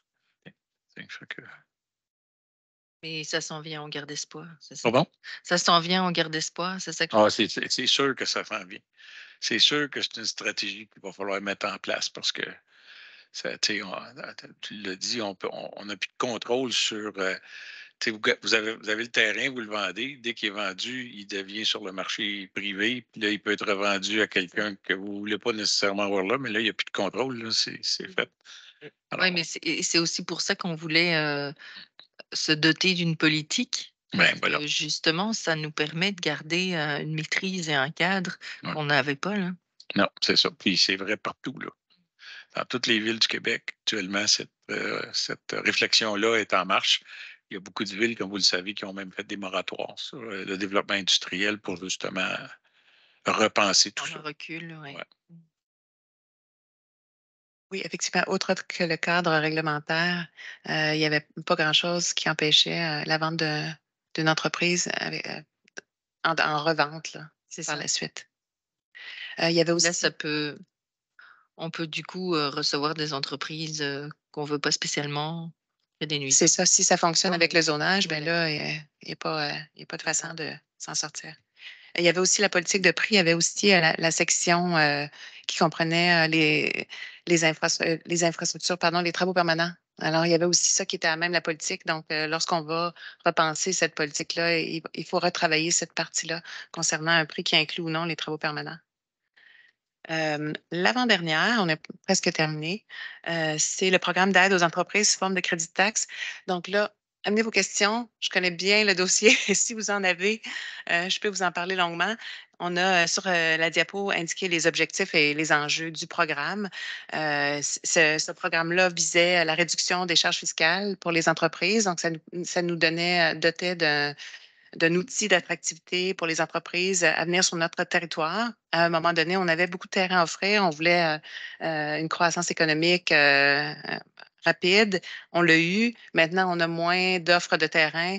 Alors, c'est à repenser cette stratégie de programme de crédit de taxe. Est-ce que c'est nécessaire d'avoir un programme de crédit de taxe sur notre territoire? Je pense que l'enjeu de main-d'œuvre, par exemple, c'est un plus grand enjeu que le paiement de taxes foncières pour une entreprise qui vient s'installer, surtout dans le créneau qui va être recherché par la Ville de Sherbrooke. On va rechercher des entreprises qui vont pouvoir éventuellement payer leurs taxes foncières. Donc, on repense le programme d'aide aux entreprises sous forme de crédit de taxe à même la politique. Ça va être des réflexions qui vont tenir cours.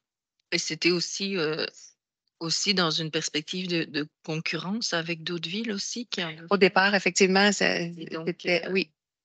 C'était un objectif du programme, c'est d'être compétitif par rapport aux autres. Oui, parce que villes. c'est souvent ça, puis c'est souvent ce qu'on entend, tu sais, ouais, mais si on les enlève, on tout aller à Magog, tu sais, Oui, puis... Il y a toute cette réflexion globale, mais je crois que, tu sais, on n'est pas les seuls à se poser la question sur le crédit taxe aussi, donc non, on a passé dans une mouvance générale. On a passé notre programme de 10 ans à 5 ans, puis on voit que l'attractivité de Sherbrooke est toujours là. Donc, à revoir si... Puis particuliéèrement dans la période d'études budgétaires, on pense souvent à ce programme-là. Oui. Oui, il y en a qui regardent les dates d'échéance. Ça s'en vient, oui.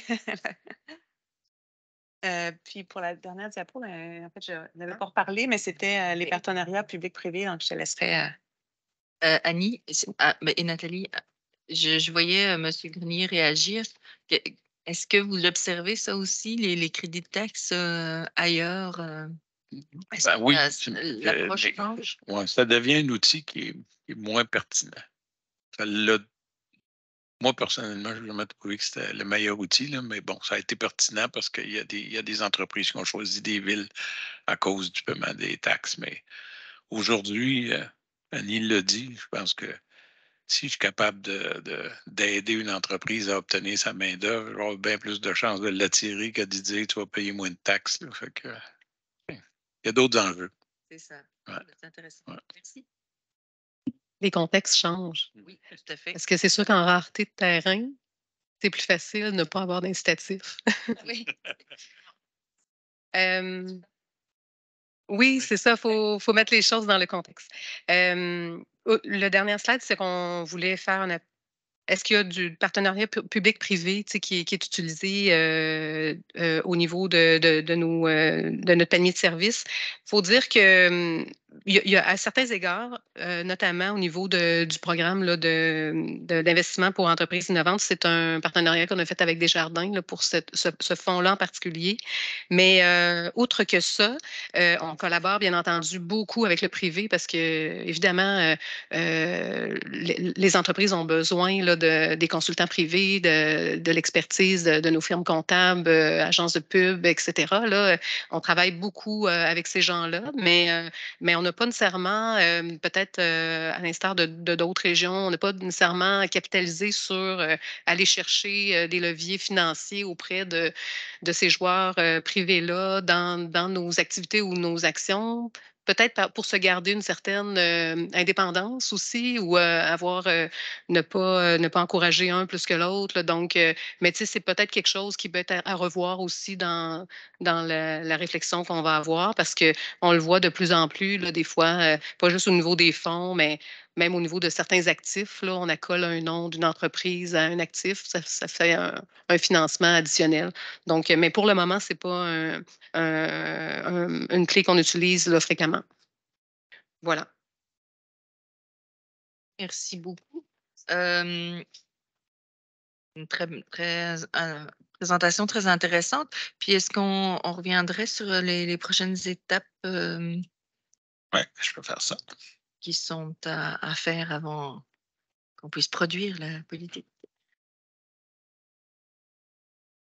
Les étapes qu'on avait présentées au début, là. C'était un long. Oui. J'aime ça qu'on clôture là-dessus parce que bon, la présentation aujourd'hui, ben, c'est un point de départ finalement. Là, on va confier à LGP le mandat de retravailler ça en collaboration évidemment avec. Ce qu'on regarde beaucoup, là, c'est pour attirer une entreprise, on va appeler ça le coût global de faire des affaires.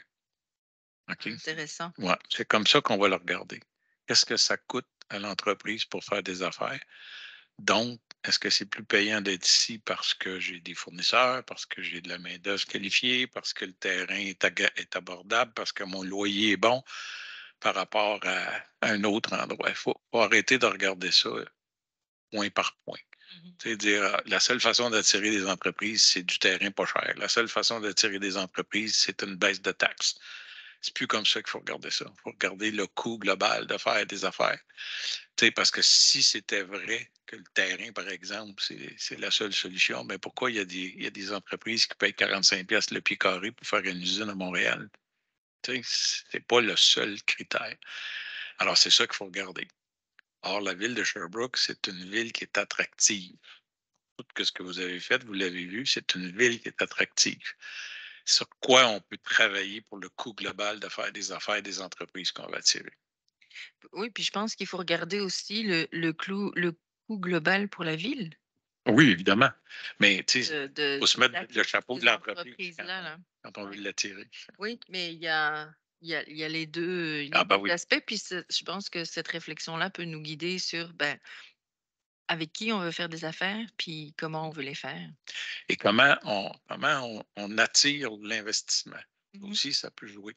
Tout à fait. C'est pas toujours à la ville de faire tous les investissements. C'est pas toujours à la ville, par exemple, de dire, bon, ben, au centre-ville, là, c'est juste notre responsabilité d'investir pour que les entreprises de Quantique viennent là. Non, c'est de créer le climat qui va faire en sorte que les investissements privés vont arriver. Ouais. Oui, Ouais. puis le climat, c'est pas juste les zones industrielles. Non. C'est aussi, comme on l'a dit tantôt, c'est là où on vit, c'est là où on apprend aussi, hein. C'est aussi un aspect attractif, le pôle du savoir pour les familles qui viennent s'installer ici. Il y a des universités, des écoles. Mais oui, Ça va prendre des logements et des garderies aussi, madame? c'est exactement ça que j'allais dire. Ça va prendre du logement et des garderies parce que ça, c'est un enjeu et du transport collectif. Donc, voilà. Hein? Des beaux défis! Des beaux défis. Parfait. Médecin de famille, psychologue. Ah, on va remettre ça dans la liste pour le Père Noël. Ouais. Philippe, voulais-tu continuer? Je pense que ça avait fait le tour. Ça avait fait ce qu'on voulait vous présenter aujourd'hui, à moins qu'il y ait d'autres choses, mais Des c'était. questions, des commentaires, des réflexions. Oui, peut-être. Oui, Monsieur Jean? Euh, bon, vous savez, en politique, on gagne des batailles, on en perd, on est pour ou contre des situations. Maintenant, on a décidé de faire une nouvelle fédération qui s'appelle Entreprendre Sherbrooke.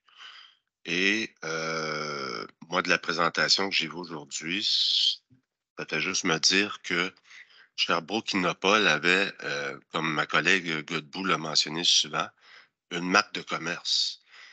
Ils ont, Sherbrooke Innopol, une réputation.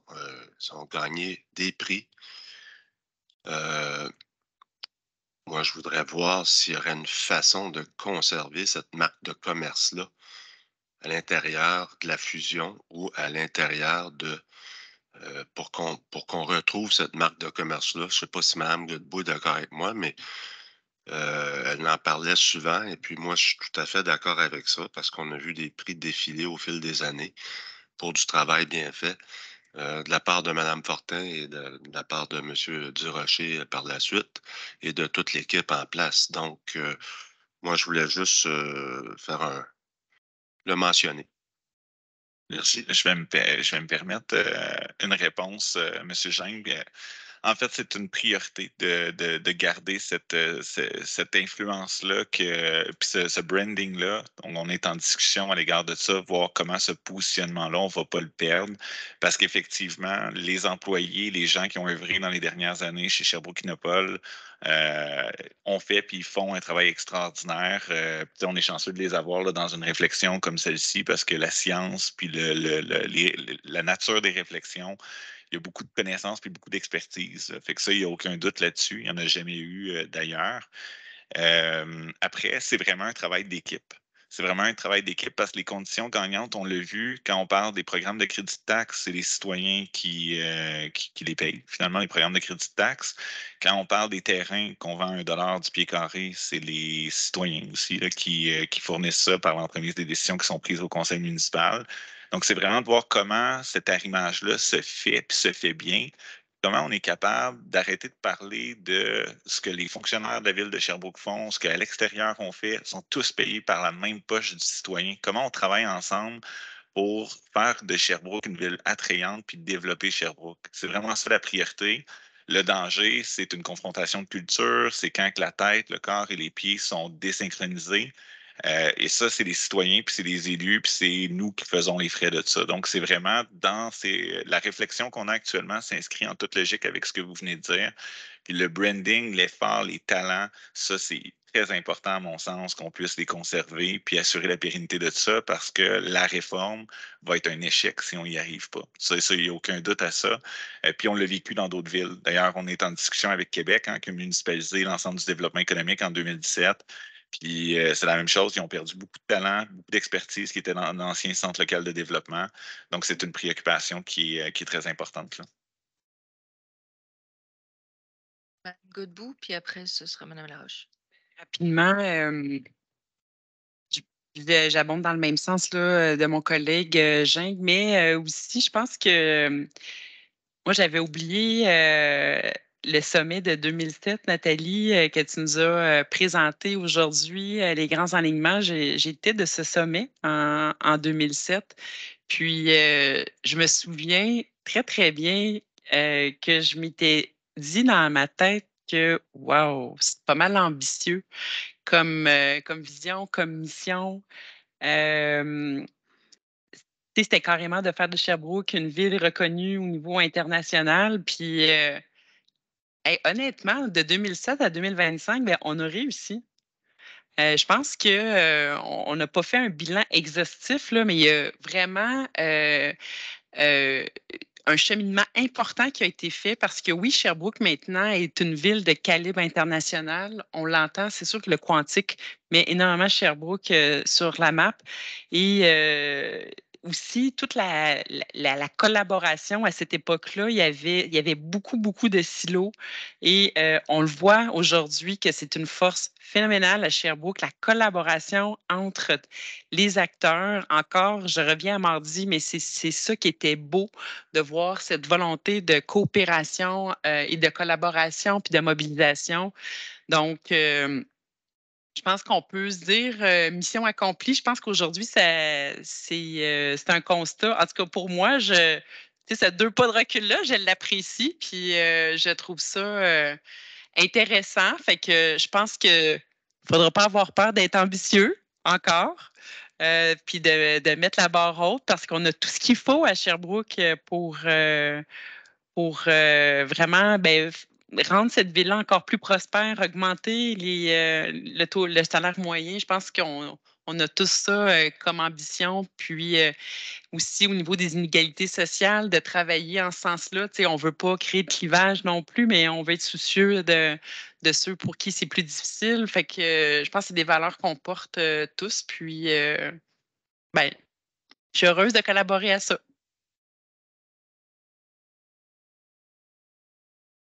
Oui, ce sera très bref, là, mais simplement pour dire que je suis très silencieuse aujourd'hui, mais je suis vraiment à l'écoute. Je pense qu'aujourd'hui, c'était hyper intéressant de voir tous les liens qu'il va y avoir avec le fameux plan d'urbanisme. Puis pour moi, ça fait juste alimenter à quel point c'est imbriqué, puis qu'on va devoir se suivre de près un et l'autre pour s'assurer de bien introduire ça dans notre plan d'urbanisme, puis de bien le penser ensemble. Fait que, voilà, très enthousiaste pour la suite. Merci. Ben oui, puis on en a parlé tantôt, hein, du panier de services, c'est les outils que nous, comme ville, on peut offrir. Puis je pense qu'une chose qu'on ne doit pas perdre de vue non plus, c'est qu'il faut que ce panier de services-là, ou en tout cas nos outils, soient agiles, soient flexibles. Justement, ce matin, j'étais à la journée sur l'économie sociale et on parlait des cadres qu'il ne faut pas qu'ils soient trop rigides si on veut pouvoir s'adapter.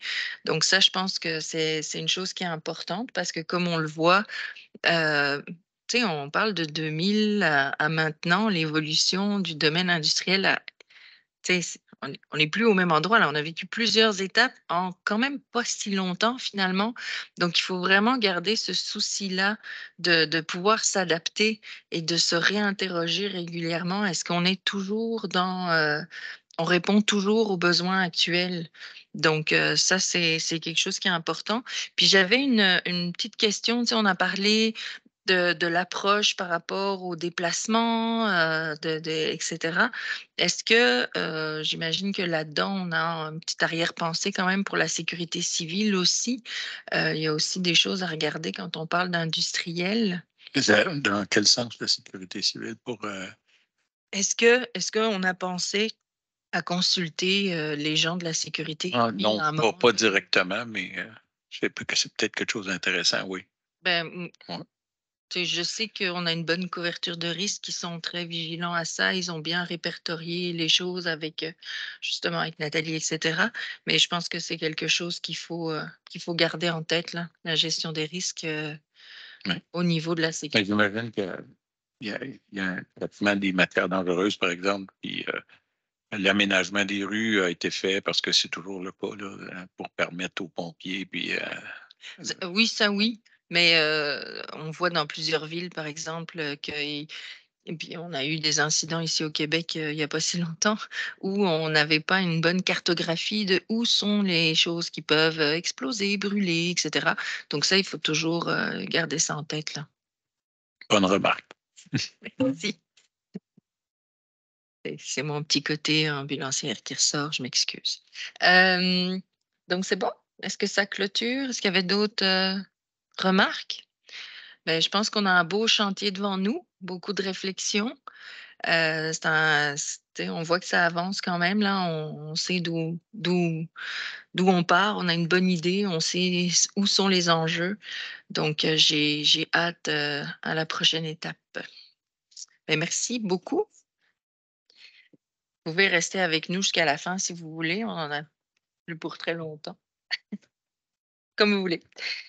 C'est bon? OK. Donc, on va passer au dossier suivant. En fait, on est dans les divers. C'est le dépôt. On le fait-tu en un bloc ou deux sections? Il y a le dépôt du compte-rendu de l'Assemblée annuelle de la Commission développement économique, donc qui a eu lieu le 14 septembre 2023. Et puis, on a aussi notre plan d'action révisé 2023-2024 à adopter. Alors, pardon? Oui. Oui, le plan d'urbanisme. Je ne sais pas si tu veux le mettre à l'écran, Philippe. Donc, est-ce que on va y aller un bout à la fois? Pour le compte-rendu de l'Assemblée générale, vous aviez pu le consulter? Est-ce que tout était conforme pour vous? Oui. Oui. Monsieur Jung, tout était conforme. Oui, c'est ça. C'est effectivement, c'était difficile, mais je crois que justement, chacun a regardé, puis... Non, mais chacun a regardé où il était, puis a pu compléter, là, donc c'est bon. Et puis, notre plan d'action révisé, on va attendre qu'il apparaisse à l'écran. Donc, il y a 3... tu le trouves? Est-ce que, Madame la Présidente, Oui, Madame Louz, allez-y pendant qu'on... je voulais quand même juste mentionner, là, en tout cas, féliciter les membres de l'organisation là, de l'AGA parce que c'était vraiment magnifique, là, puis d'avoir la belle table, Pablo, plein de fleurs qui viennent ici. L'ambiance était vraiment super agréable. Fait que non, c'était parfait. Je- Ben, merci, je puis voulais vous faites féliciter. bien de le souligner, effectivement, bravo. Ils ont travaillé fort parce que le QG n'était pas prêt encore. Non, Il a on avait fallu dit, qu'on pensait sur beaucoup de choses, mais on a eu effectivement beaucoup d'échos positifs. Les gens ont aimé ça, se réunir.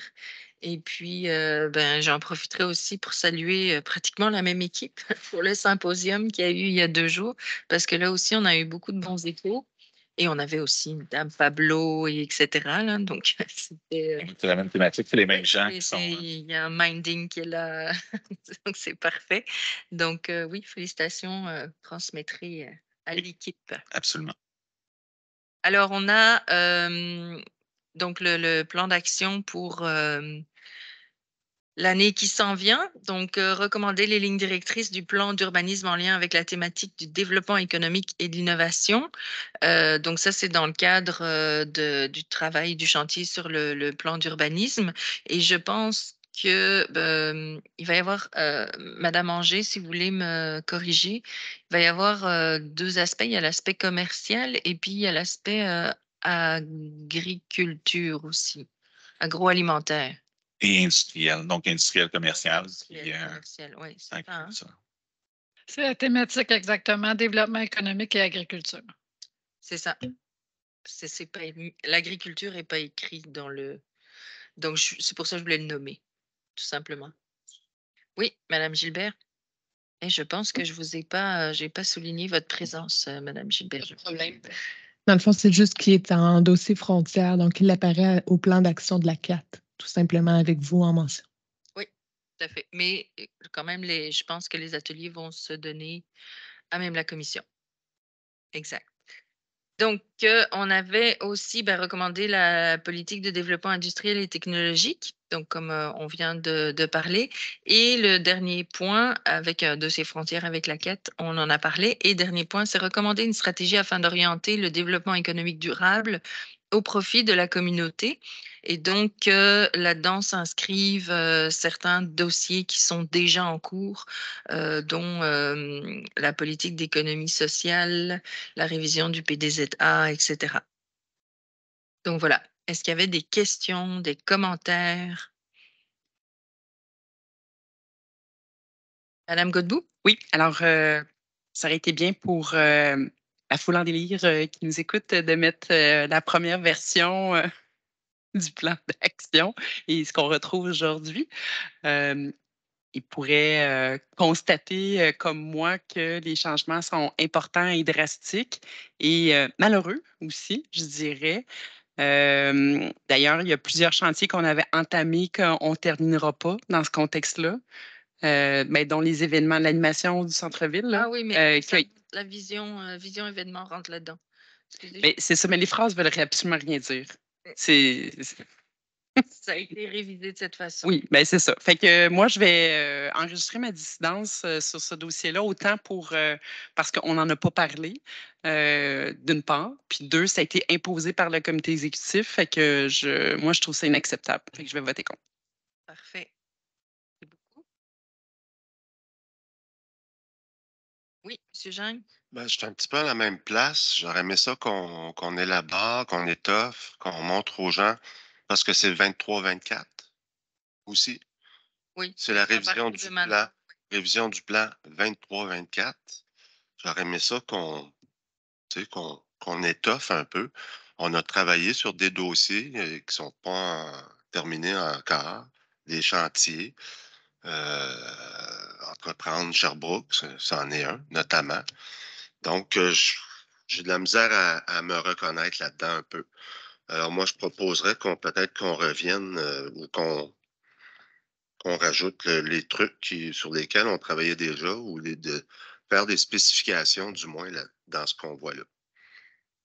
OK.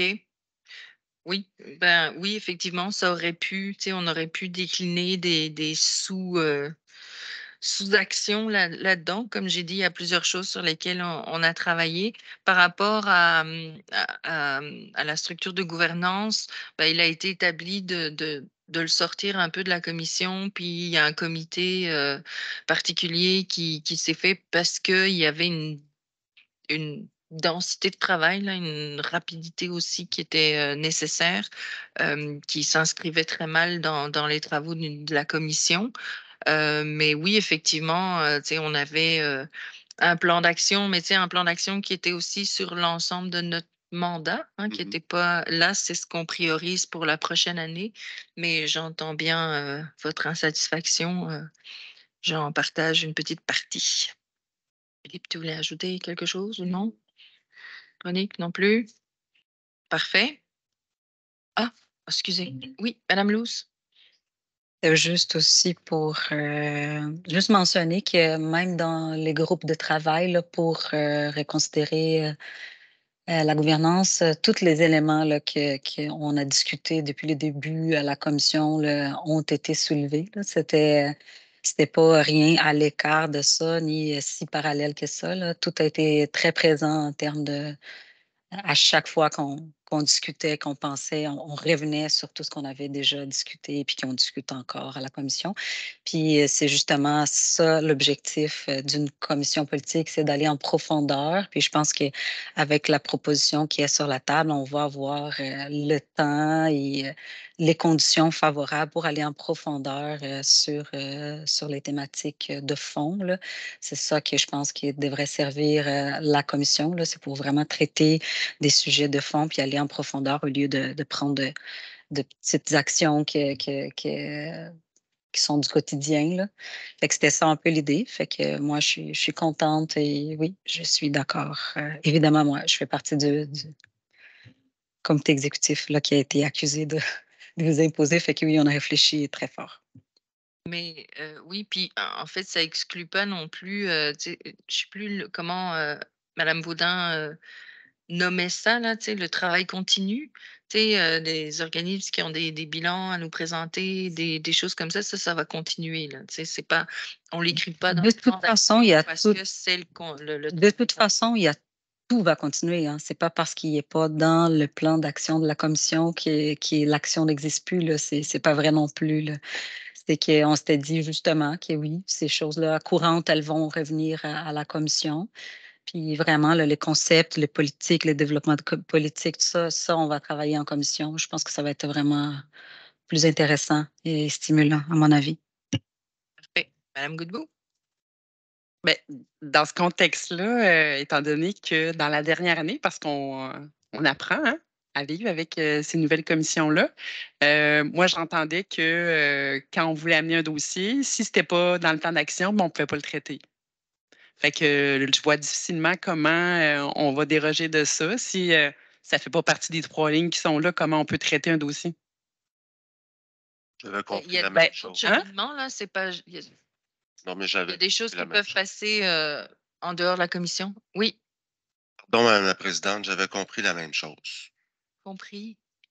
Que si c'était pas indiqué dans le plan Un plan d'action, d'action, on ne traitait pas à la on commission. ne traitait pas. Ben, les affaires courantes, ou je sais plus comment c'était nommé, là. C'est quoi une affaire courante? Ben, justement, les réductions de comptes, tu sais, les choses tu sais, les organismes qui viennent présenter les bilans, les choses comme ça continue. Là. Ça reste là. De quel bilan on parle? Ben, l'aéroport, le PDZA, Le dépôt des budgets, des rapports annuels, Des statutaires, des statutaires annuels. des trucs qui reviennent Oui, systématiquement. c'est ça. Mais écoutez, cette année, on a rajouté des choses à la commission, on les a retirées, on a fait, en tout cas. Mais comme vous voyez, on a eu quelque chose qui a duré 1 mois. Oui. Plus de même. Mais tu sais, d'en recommander une stratégie afin d'orienter le développement économique durable au profit de la communauté, on peut s'en reparler. On peut approfondir cette question-là et comment on veut le faire. C'est bon? Donc, est-ce que ça clôture la discussion? Oui? Parfait. Donc, c'est adopté à la majorité, si je comprends bien?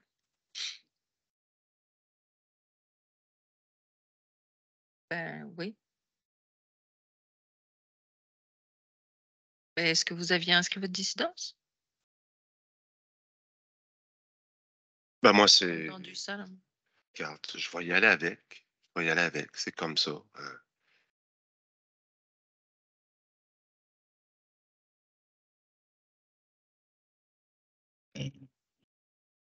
De toute façon, c'est le conseil municipal. Hein, C'est ça, c'est le conseil municipal. Là, où on C'est peut ça, mais dire- parce que si on les accepte ici, c'est sûr que le conseil municipal, comment il pourrait dire non à ce que la commission dit oui? Non, mais si on est 2-2, ben, c'est le conseil municipal qui va trancher. Si on est 2-2, quoi? C'est le conseil municipal qui. On ramène ça au conseil municipal et c'est le conseil municipal qui vote. Parfait. Excellent. Bon, donc, ben, ça clôture notre séance d'aujourd'hui. Ça clôture aussi les séances de 2023. Alors, ça, je trouve ça un peu. Ça me chicote le fait qu'on est le 16 novembre et qu'on a déjà fini notre année. Je pense qu'on aurait eu besoin d'une autre rencontre en décembre. On a juste 3 dossiers. Ben, On- un peu juste 3 dossiers, hein, pas exagérer. Bon. Bon, je relèverai pas ça. Donc, ben, je vous remercie beaucoup de votre participation. Donc, on se retrouve en 2024. On n'a pas encore de date à donner hein, parce qu'on ne les a pas encore reçues. On ne sait pas quand ça va venir. J'aurais aimé qu'on puisse les entériner, mais elles vont être entérinées au conseil municipal? Exact. C'est ça, OK. Donc, ben, soyez à l'affût des prochaines dates. Merci beaucoup.